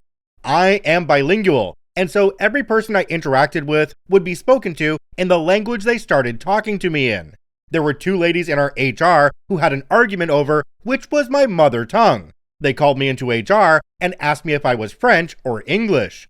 I told them it didn't matter, I was completely bilingual. They insisted that I choose one based on my early schooling, which was done in English. I was then sent on language testing for French, which I passed to their satisfaction. Suddenly, I had a slightly bigger paycheck than I had anticipated, and was told that I was eligible for the bilingual bonus as I worked on files and dealt with people in both languages. During my entire tenure, I worked in both English and French. The perk amounted to about $32 every 2 weeks, so not really a huge bonus, but enough to get an extra case of beer. Fast forward 6 years, I was transferred to a much larger office in lieu of being laid off, but at my base salary. My immediate supervisor was 1 level higher than I was, but she was drunk with her perceived power. I met her on my first day, and it was quite bizarre. She stomped into our work area. There were 3 others plus me, hopped up on a table, and stood there yelling at the top of her voice, "Get over here! Come on! Hurry up!" When the 4 of us were in front of her looking up, she began wagging her finger at each of us in turn, like we were naughty kids at daycare, yelling that there were forms that needed to be completed and sent to certain places, and that we had to do it properly, or there would be hell to pay, etc., and so on. When she stopped yelling to breathe, I calmly put my hand up and asked her, "Are these new procedures, or are you angry that they haven't been done properly?" Remember, this was my first day, and I had never even met her. I was not going to be chastised for something that I wasn't even there for. She glared at me, infuriated that I would ask a question in one of her meetings, and she began to berate me. I tuned her out and sat waiting for the meeting to be over. I knew this was a bad job situation, but I kept my mouth shut and took notes. About 6 weeks into this childishly stupid situation, I received my paycheck, and I was short almost $100. I looked it over very carefully and discovered that not only was I not being paid my bilingual bonus, but that they were clawing back the bilingual bonus I had received the 2 paychecks before. I approached my supervisor to ask why this had happened. She said, "Little people like you, at your level, don't qualify for a bilingual bonus, so tough. Now get back to work or I will write you up." I made an appointment to speak with her supervisor, who was 2 levels above her. He said, "I don't have time for these petty arguments. What the hell are you complaining about? You get free parking." Yes, he swore first. I shouted at him rather rudely, "What the F does free parking have to do with this? I don't own an effing car." I was furious, not only because I had been denied my bilingual bonus, but that they did not consider me to be worth speaking with. Their attitude made it quite clear that they believed that they were the top dogs in the hierarchy, and I was less than a peon. Cue malicious compliance. I walked into my boss's office first thing the next morning, and I do absolutely no work until she arrives. She tells me to get to work. I told her that I needed to know which language I was supposed to work in. She says it doesn't matter, I can work in both. I insist on seeing, in writing, my language of work. It takes her 20 minutes to find the right paperwork, but finally, she stabs her finger down on a piece of paper and goes, "There, you're in an English-only position. Now get out of here and work." I calmly walk back to my workstation, and I work all day long. But when I see a form I'm supposed to stamp and file in French, I simply place it in a growing pile on my desk. I work 9.5 hours a day, so that I could leave early on Thursdays and have Fridays off. At the end of my day, I clean and lock up my work area and head into her office with a pile of papers that was just under 1 meter in height. I drop my load on her desk, and some of it falls over onto her paperwork. She is pissed. "What the hell is this?" I smiled as I calmly said, "It's all your French crap," and I turned and left for the day. The entire office could hear her cursing at me and screaming for me to get back there and clean it up. I laughed quietly to myself as I stood waiting for my bus, planning on enjoying my long weekend. The next day, Friday, my friend called and told me that she was furious and was going from crying to yelling to just sitting there. Monday morning, I showed up at work and am greeted by her boss. He told me that I had a bad attitude and that he was going to lay me off because there were cutbacks coming, and that he was going to give me 2 weeks' notice when the budget was finalized. I was not surprised, so I spent the morning looking for other opportunities and positions to apply for. I didn't do a single bit of work, and my boss never poked her head out of her office. Later that afternoon, I receive a call from HR, and I'm thinking, crap, here it comes. But instead, I am told that the competition for a position that I had applied for was completed, and because I had landed in the top 10 of the English position and in second position in the French position, I had the choice of which office I wanted to work in. I was very happy because I could choose to work at my old office with all my friends. I danced around the office a little, and no one could miss the absolute joy on my face. I spent the next 2 weeks doing absolutely nothing, and my bosses just ignored it because, bonus!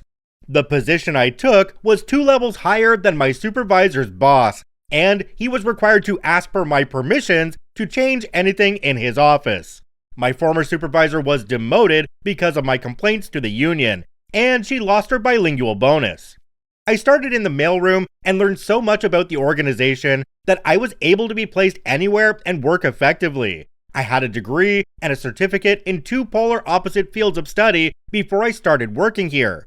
Just because someone is working for minimum wage, it doesn't mean that they are stupid and you can treat them like crap, because you never know, they just might be your boss one day. Although I was very upset at the way I had been treated, I never used my position to be punitive to them. I could have easily done so without any suspicion, but nah, they needed to learn how a boss should treat their staff, not be subjected to abuse. Jumping down to the comment section on this one, there's one from a user called Random Browsing Today. It says, moral of the story, be careful of the toes you step on. It may be connected to the butt you have to kiss someday. I actually just noticed that OP did a little update down in the comments. It says, from what I learned afterwards, she had been mentored by her old boss who ran the unit like a prison camp. Her recommendation for the position was built on this fact. The management style was just starting to change from blind obedience to micromanaging employees' time to a more individual employee plan. taking advantage of the employee's ingenuity in a trade-off for exact time clocking. When I started the job, everyone started at 7:30 and ended at 3. Bells rang for morning and afternoon breaks, and lunch was set. I had explained to them that a staggered break and lunchtime was beneficial to everyone, as the office would have zero downtime over these periods, and employees could have time to order a meal in the cafeteria and eat it before they had to be back to their desks. Their first question to me was, how do we know that the employees aren't goofing off and taking 2 breaks and lunches? I tried to explain that the employees weren't 4 years old and were in fact adults who understand you shouldn't try to take advantage of their employer, because they would get fired. Some people just don't want to believe that other people are basically good. Oh well, their loss, because they wanted trained rubber stamping monkeys, not employees. Alright, well, I can say this as a Canadian that it definitely sounds like this person is working in the Canadian federal government, because they generally don't seem to know what they're doing, especially under current leadership. But he's on his way out, so we won't comment too much more on that. One thing I do want to say though, it sounds like OP kept a really positive attitude through this whole thing, and that says a lot about OP, especially when they're trying to work in the Canadian federal government. This story comes to us from Please Help 1576. Swimming too fast? Have fun suffering.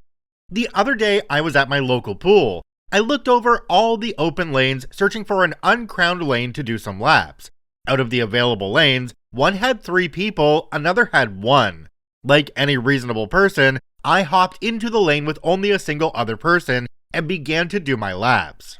On my first lap, I overtook the other person and was told quite aggressively that the fast lane is over there, pointing to the lane with 3 people in it. I'm usually a fast swimmer, but the lap I did was average, if not slow. Before I continue, I should mention that literally every other slow person that I've swum with had been completely okay with me swimming fast.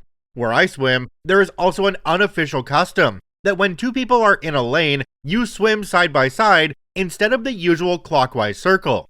This person was not okay with me swimming quickly, was very rude in telling me to move to a more crowded lane, and was, in fact, a very slow swimmer. Well, I thought to myself, I'm definitely not moving to a more crowded lane. I guess I should start swimming slower to appease her. I guess since my shoulder really hurts from my competition the other day, and I definitely don't want to injure it more, I should do some relaxing kicking. And that's exactly what I did. I did kick. Now, my kick is definitely not fast, but I purposely did it even slower because obviously this is the slow lane. My kick was so slow, the person started overtaking me. I made sure that they suffered.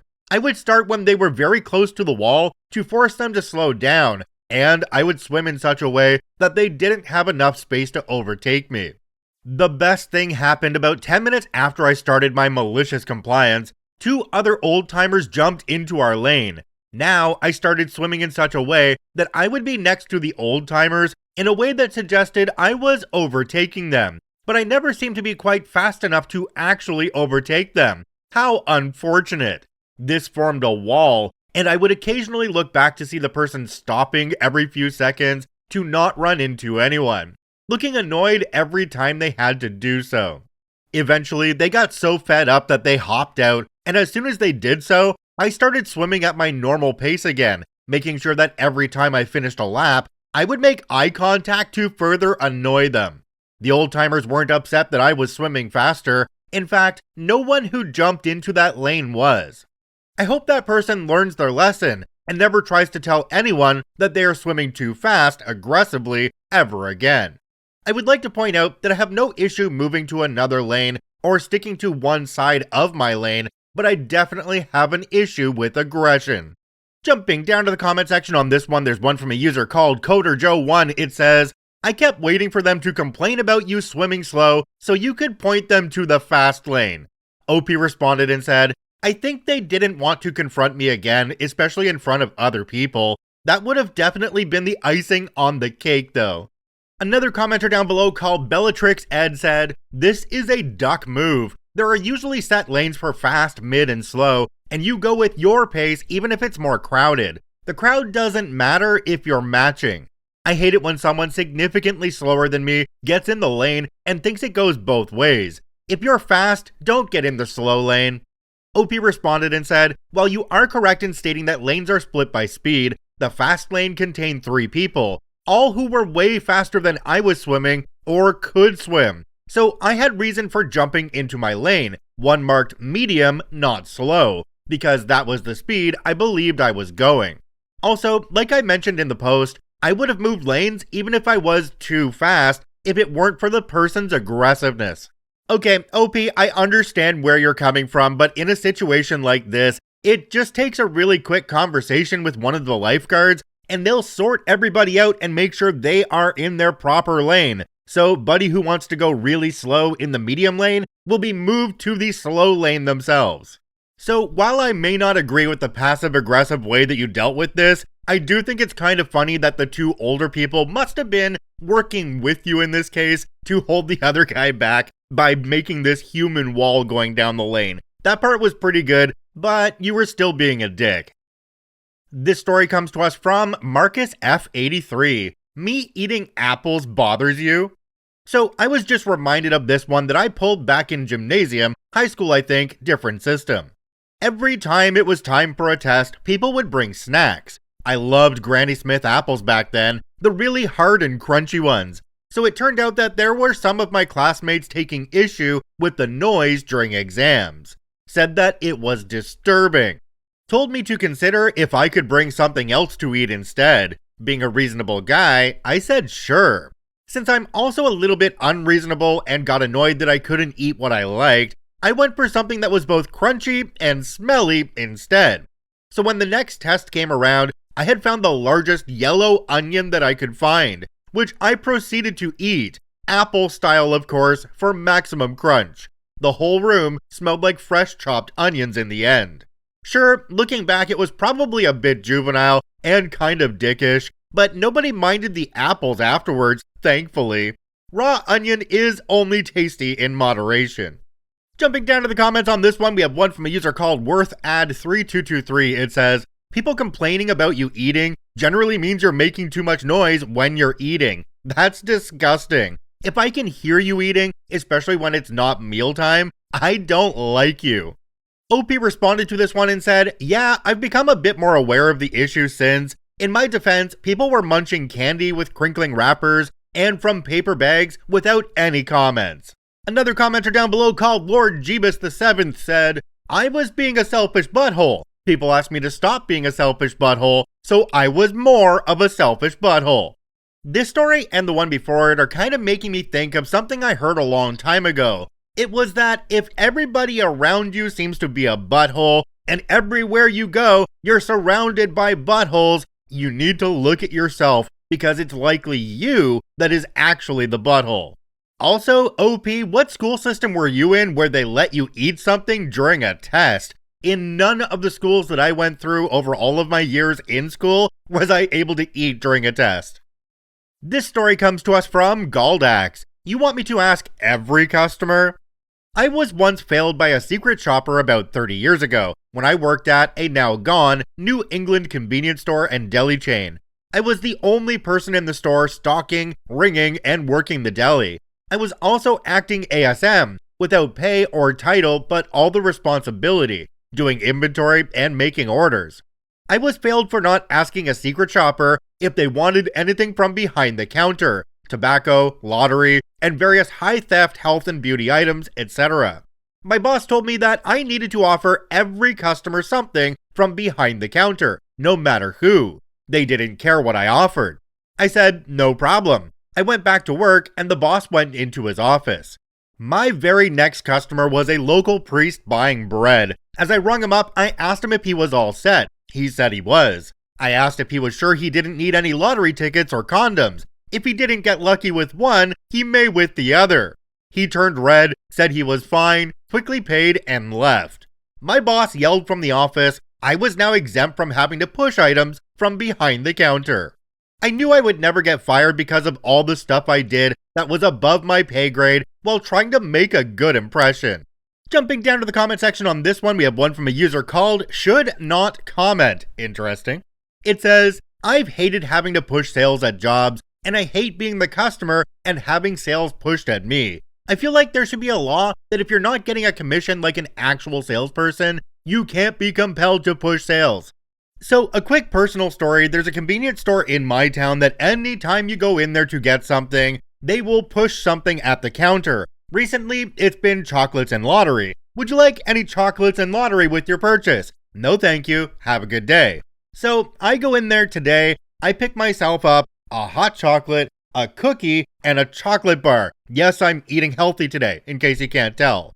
But I get up to the counter and they say, would you like any chocolates or lottery with that? It's like, what am I buying? I guess it's just so common they have to do it that it's robotic now and they don't really think about it, but come on. Look at your customers, see what they're buying, and at least make your sales pitch personal to them. This story comes to us from La-di-La. Manager gets himself in trouble.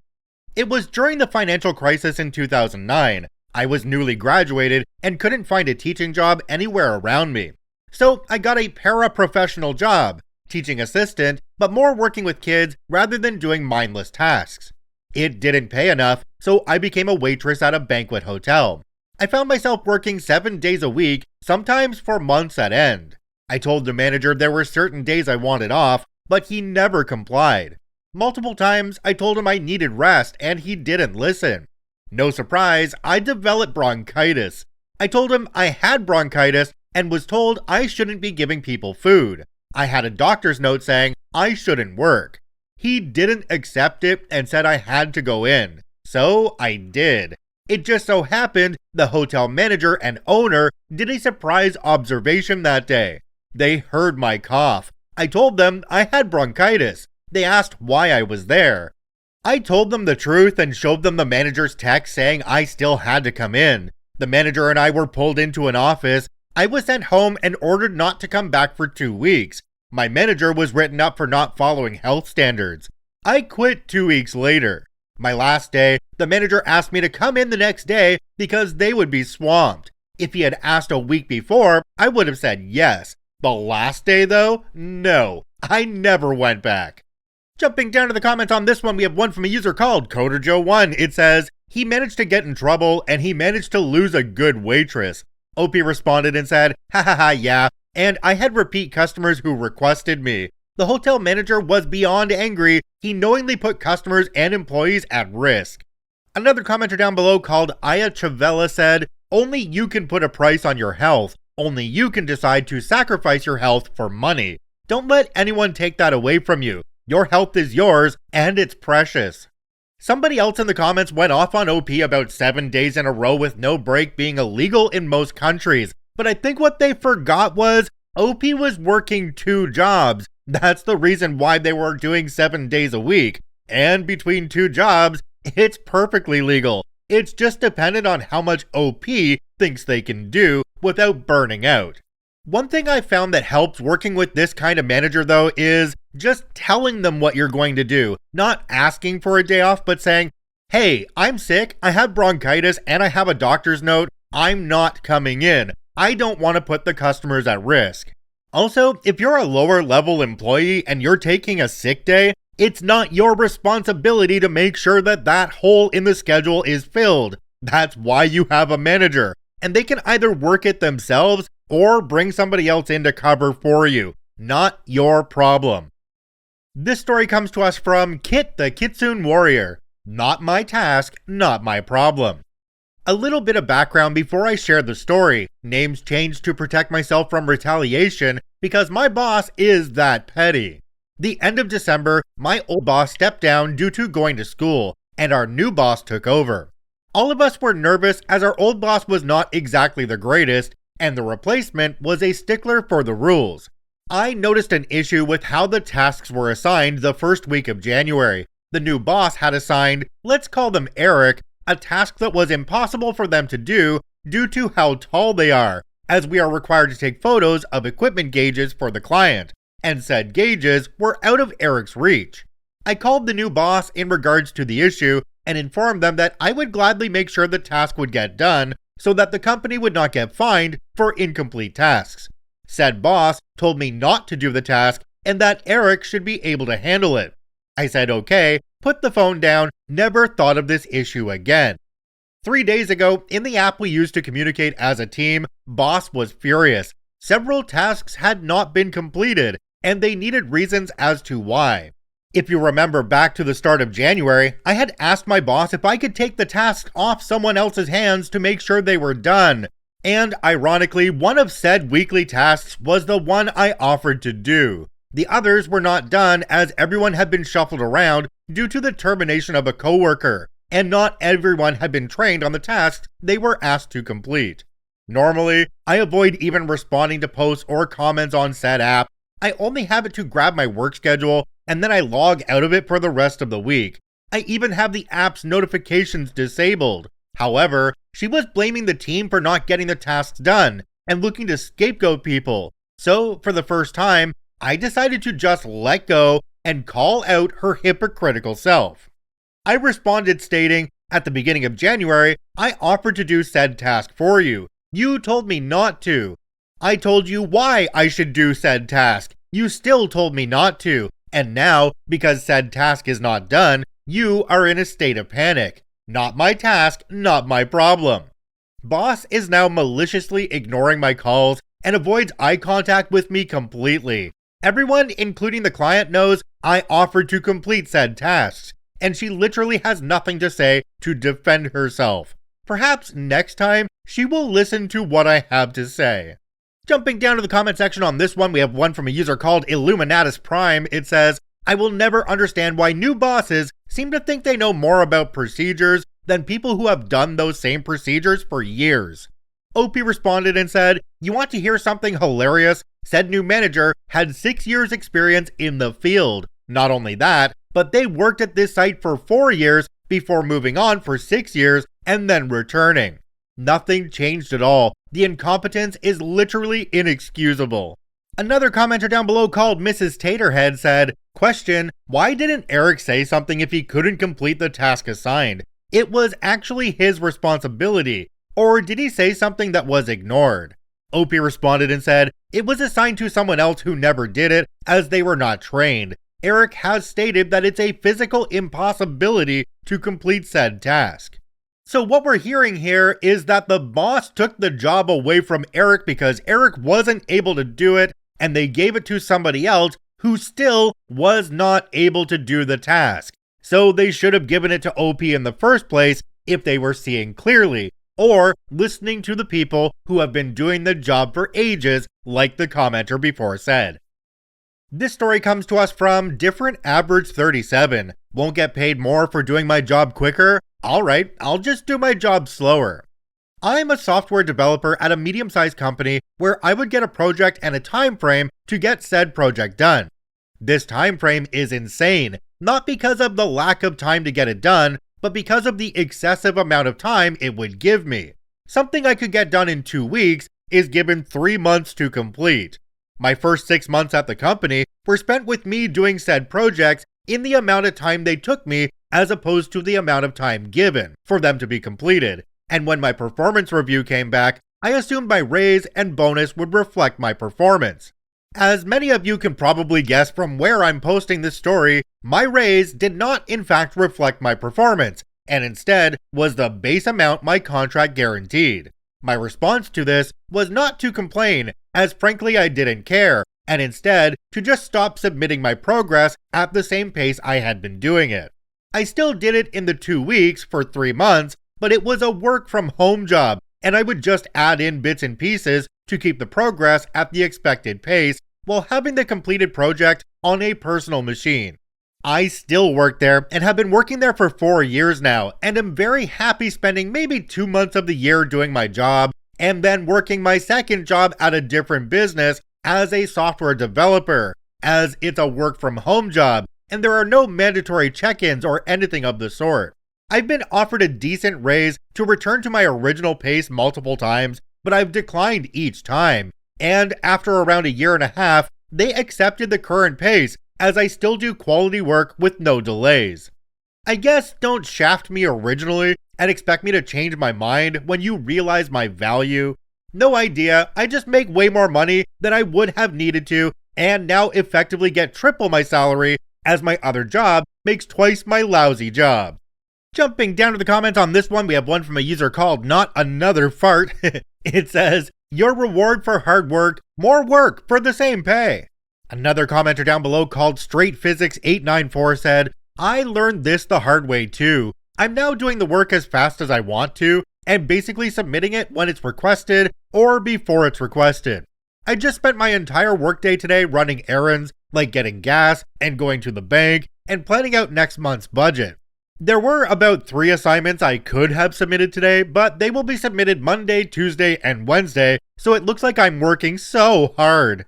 OP responded to this one and said, "Heck yeah, the only downside for me, not just only working the one job, is that a good chunk of the work for my original job is done in my off hours, but it ultimately doesn't matter to me as I do freelance work as well, so it just takes the place of time I'd spend doing that. Only it's consistent and guaranteed work."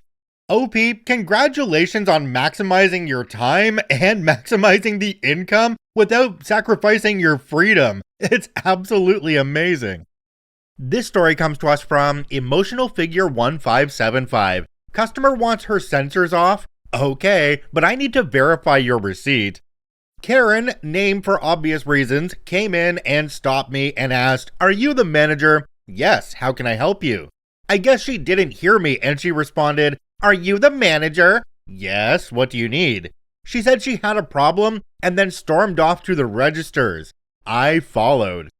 Karen then goes into a tirade. "I bought these and the girl didn't give me my paper receipt. I asked for it and she didn't. And then she was rude and left the sensors on these.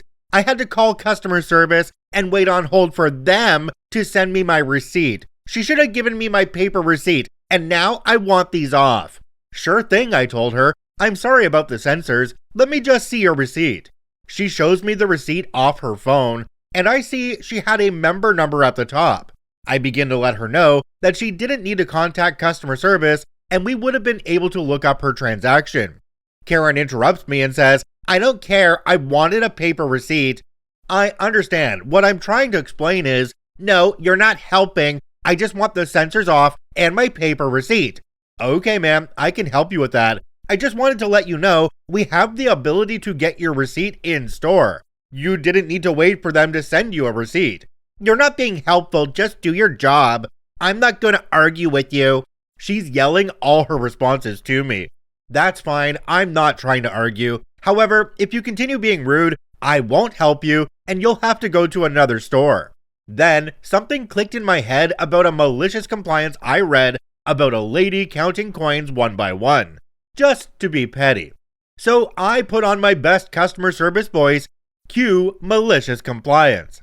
I asked to see her phone for the receipt, and she's holding it in front of me. "It's dim, can you make it brighter?" She does. "I can't seem to find it, can you scroll down?" "You can touch my phone." "I'm sorry, I'd rather not. I don't want to hurt it." She scrolls down. I take a full minute to scan looking for the shirt that she bought to confirm the purchase before removing the sensor. I can't see it. Maybe you scrolled too fast. Can you scroll back up?" "This is ridiculous. Can you look it up on your side then?" Of course. That's why we always ask for an email to hold receipts in case you don't get a paper copy. Luckily, the phone I was using was stuck on loading, so I sat there for a few more minutes and told her, "Sorry, I have to get another phone. This one doesn't work." I get another phone, it loads up. I spend about 3 more minutes typing in her email, one letter at a time. After all, I had to make sure I typed it in correctly. I ended up spending a good 5 more minutes just scrolling on the phone, pretending to look for her receipt. Found it. Now let me see if this is on it. Here's the tag. Unfortunately, if the tag isn't on the garment, I have to verify off of the tag inside. Sorry, the numbers are pretty small. Just give me another moment. I spent 2 minutes verifying. Perfect, I'll take that sensor off. Going through to the last shirt, it was only 2. I backed out of my store app. Oh darn, my phone froze and it closed out. I'm gonna need your email address again. Didn't I just give it to you? Yes, but I try not to remember customer emails. You know, privacy reasons. Karen gives me the email but says it fast this time. Can you slow down and spell it please? Another couple of minutes goes by and oops, I need to find the receipt again. Find the receipt after some time. Oh, I found it. No, wait, that's a different shirt. One moment. The tag's on this one, so you can see the numbers better. Oh, thank you, but I already found the inside tag. I'll just go off that instead. I can't seem to find it. I'll just look for it on my receipt. What am I looking for? The product number. Good idea using the tag. Better to read the numbers. Karen, after a few more minutes, here, I found it, shows me her phone. Could you hold your hand steady? I can't read the numbers. I pretend to focus my eyes. Oh, there it is. Okay, let me get this last sensor off for you. Fiddle with the sensor for a bit and finally get it off. Give her bag back and told her to have a great day. All in all, what could have been a 1-minute interaction turned into me wasting 30 minutes of her time. I'm just glad to have been able to provide a thorough and positive service to my customer. Jumping down to the comments on this one, we have one from a user called Giannis is the best. It says, not sure I'd want to spend 30 minutes around a customer I dislike, but I guess if it entertains or satisfies you, that is good. In general, I'd rather get away from people like that ASAP.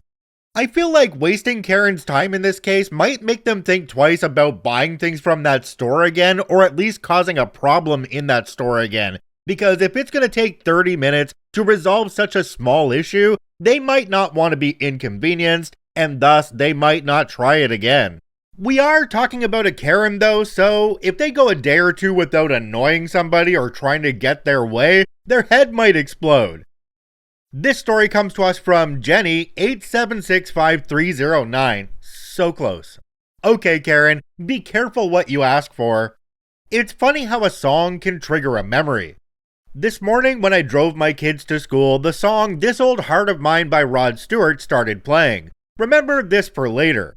Also, remember this was the late 1990s, early 2000s. So although cell phones were popular, it was a far cry from what we have today. If someone was needed, we had to call their pager and wait for a call back. About 20 years ago, my husband and I moved to a different state from where we were both born and raised. The move was for his job. So rather than pursue a job in my regular field, I found a temp to hire job in a regular office. When I went for the interview, it turned out that my soon-to-be boss grew up one town over from me. So rather than a usual half-hour interview, it turned into over an hour of chatting about our sports team back home, the differences between the states, etc. Karen, the second in command, sat through the interview and looked bored. She loudly yawned and stretched her arm. Despite the fact that boss and I didn't realize how bothered she was, she had a Karen haircut before it was popular. By the time I got back to our apartment just minutes away, the temp agency called and said the company wanted me and was willing to buy the rest of the contract I had with the temp place in order to make sure I worked with them. As it turned out, I was taking Karen's old job. She got a promotion, so you would think that everything would be cool. I was wrong. While Karen wasn't my boss in any way, shape, or form, and had no supervisory power over me, she let it be known that I was the newbie in the office. She was hired only 6 months earlier, so she was a newbie herself.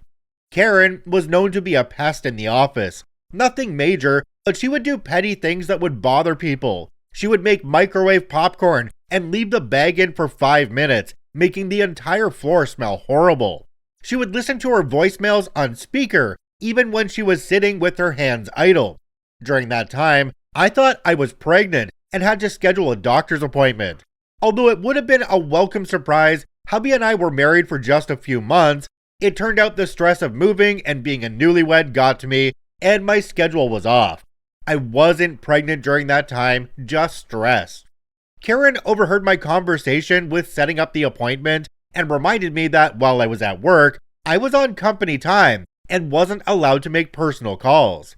Fans of The Office will understand this. The floor plan was just like Dunder Mifflin. Very open, and you could hear everyone's conversation during the day. It became a usual din of white noise, with everyone talking quietly. Basic common sense. Boss was fantastic. He had a great sense of humor and was super friendly. I remember one day, I walked back to my cube from the fax machine. He cranked up the small radio he had in his corner cube. This old heart of mine rang throughout the office, and as he turned around, he saw me, then took me in his arms and we danced. He twirled me around, I laughed, and a few others in the office tapped their feet or did a little dance in their chair. I can't tell you how excellent the people in the office were, except Karen. After the dance with my boss, she walked up to me while I was at the coffee maker. She went on to tell me that what boss did was completely inappropriate and that I could sue for harassment. I rolled my eyes and told her to lighten up. Boss was in his late 60s and would always talk about his grandchild. He was the kind of boss that everyone would want to have. Karen would often go to meetings in another part of the floor. Since she was somewhat close to my cube, every second she was away was heaven. In the meetings, she would leave her pager on her desk, as any matters could have been handled right then and there. Fast forward a few months, and both she and I were settled in our new jobs. Soon, she became distracted because she and her husband were set to buy their first home. During this time, it was a seller's market, meaning that properties were scarce and anything that came on the market sold at or way above the asking price. My husband worked with someone who paid $50,000, yes, $50,000 above the asking price. The dream home that Karen and her husband wanted was a 4-bedroom, 3-bath house on 1 acre of land, just on the outskirts of town. Karen made good money, as did her hubby, so the sale would be based on both incomes. Soon, Karen thought that my role in the office was her private secretary. I wasn't, but what was once in a while, "Can you do me a huge favor and fax this?" turned into a demand of, "Do this now." After the first few times of nicely asking me to fax something, she would ask me for the confirmation report. Although I was clearly busy with my heaps of paperwork, I'd look through the pile of piles and find what she needed. Soon, even when she could see that I was busy and we had an office secretary whose job it was to fax for others, etc., Karen demanded that I do it. She was tired about not getting an immediate response to when the fax went through. She insisted that I not only do the clerk work that wasn't part of my job, but I let her know what I do every step of the way. Every step of the way. Okie dokie. Soon, we had the infamous day of Karen being in an hours-long meeting, her pager on her desk. Her hubby was at their apartment playing phone tag with the realtor, waiting for a response to their offer on their dream house. The closed conference door meant "do not disturb." Basically, unless your hair was on fire or the woman next to you was in labor, do not disturb. The DND rule was set by Karen, as she didn't like interruptions for what she called petty reasons, such as someone landing a big account, etc. Karen gave me 2 different papers to fax, every step of the way, remember? So, "Hey Karen, it's OP. Just want you to know I noticed your request and I'll go to the fax machine now." "Hey Karen, it's OP. Just want to let you know I've stood up and I'm heading to the fax machine right now." "Hey Karen, it's OP. Just want to let you know that I faxed the paper to the first company. I'm back at my desk now, and after a sip of coffee, I'll go back to the fax machine and do the second one." "Hey Karen, it's OP. Just to let you know, someone else was using the fax machine, so I had to wait." "Hey Karen, it's OP. Just to let you know that while waiting for the fax machine to be free, I walked down the hall to use the bathroom." "Hey Karen, it's OP. Just to let you know, I'm back at my desk and I'm getting ready to stand up again and go to the fax machine." I called her when I stood up, walked to the fax machine, used the ladies' room, took a sip of coffee, sat back down, went back to get the confirmation reports, etc. I also marked each voicemail as urgent. Her voicemail box was soon full, and there was no way of her hubby to get through to her for her to okay the final offer to the house, which was higher than the asking price.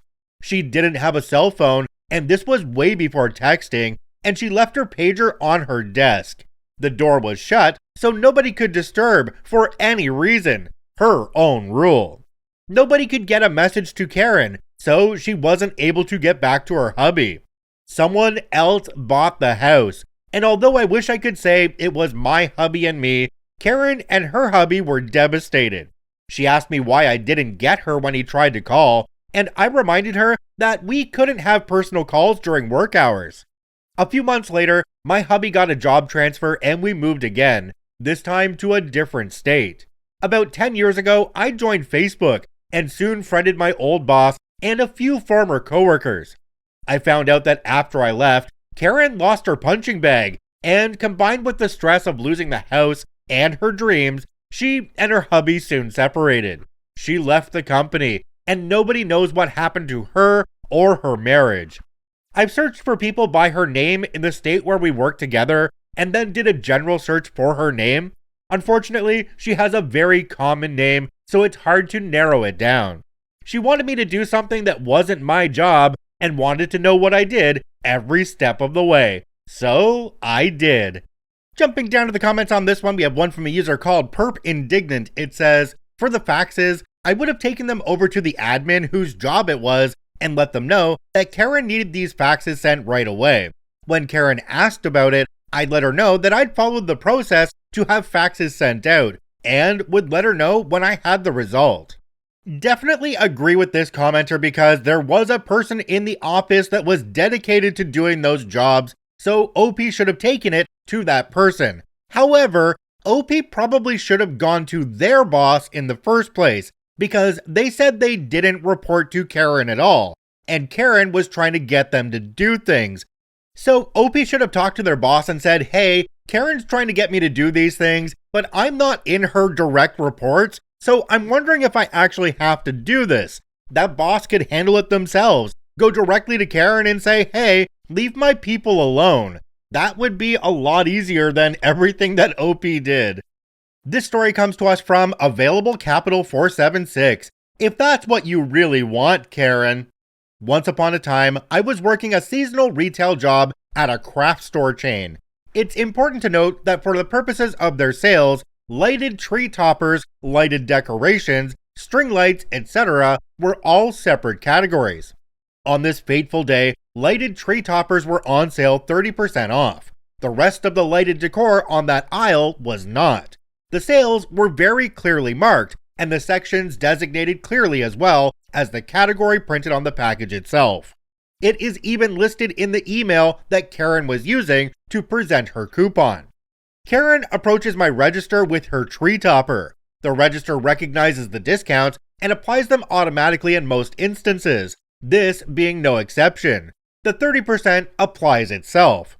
Your total will be $18.90. Karen then presents her 20% off coupon. I'm sorry, ma'am, this coupon is not applicable to sale items. Those aren't on sale. The lights aren't on sale this week. I show the copy of our sale bulletin on my counter.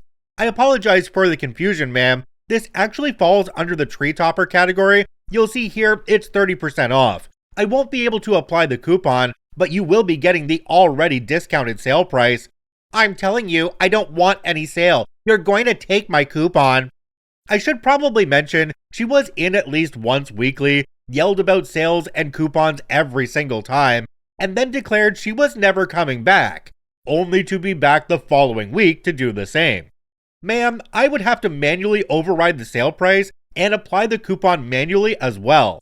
Then do it. I'm telling you it's not on sale, and I'm using my coupon or I'm reporting you. Yes, ma'am, if you insist. I got visual confirmation from my supervisor in the way of a hand signal we used to mean go ahead. She was not too happy when I did exactly as she demanded, and her total came to $21.60. You're stealing from me. I demand to speak to a manager. I'm never coming back here again. My shift supervisor had been on the next register over the whole time to combat the afternoon rush. That's how she managed to give the visual approval in the moment. She took great joy herself in telling Karen, you have the exact discounted price you demanded. You could pay it or leave. Oh, you're never coming back? Do you promise? Karen paid her $21.60 with her head hung. She was back next week. Jumping down to the comment on this one, we have one from a user called Vivi Sumi. It says, I hope you greeted her with, oh, I'm sorry, ma'am. When you said you were never coming back, was that a lie? OP responded and said, oh, I greeted her very sweetly every single week. Oh, welcome back. We weren't expecting to see you again. What a pleasure. She was never pleased, but couldn't exactly report it to corporate. What was she going to say? Your employee greets me every time I say I hate her. Ah, yes, the customer that says, I'm never coming back, or I'm taking my business elsewhere. It's like, oh, Karen, really? So you're telling me that the trash is going to take itself out?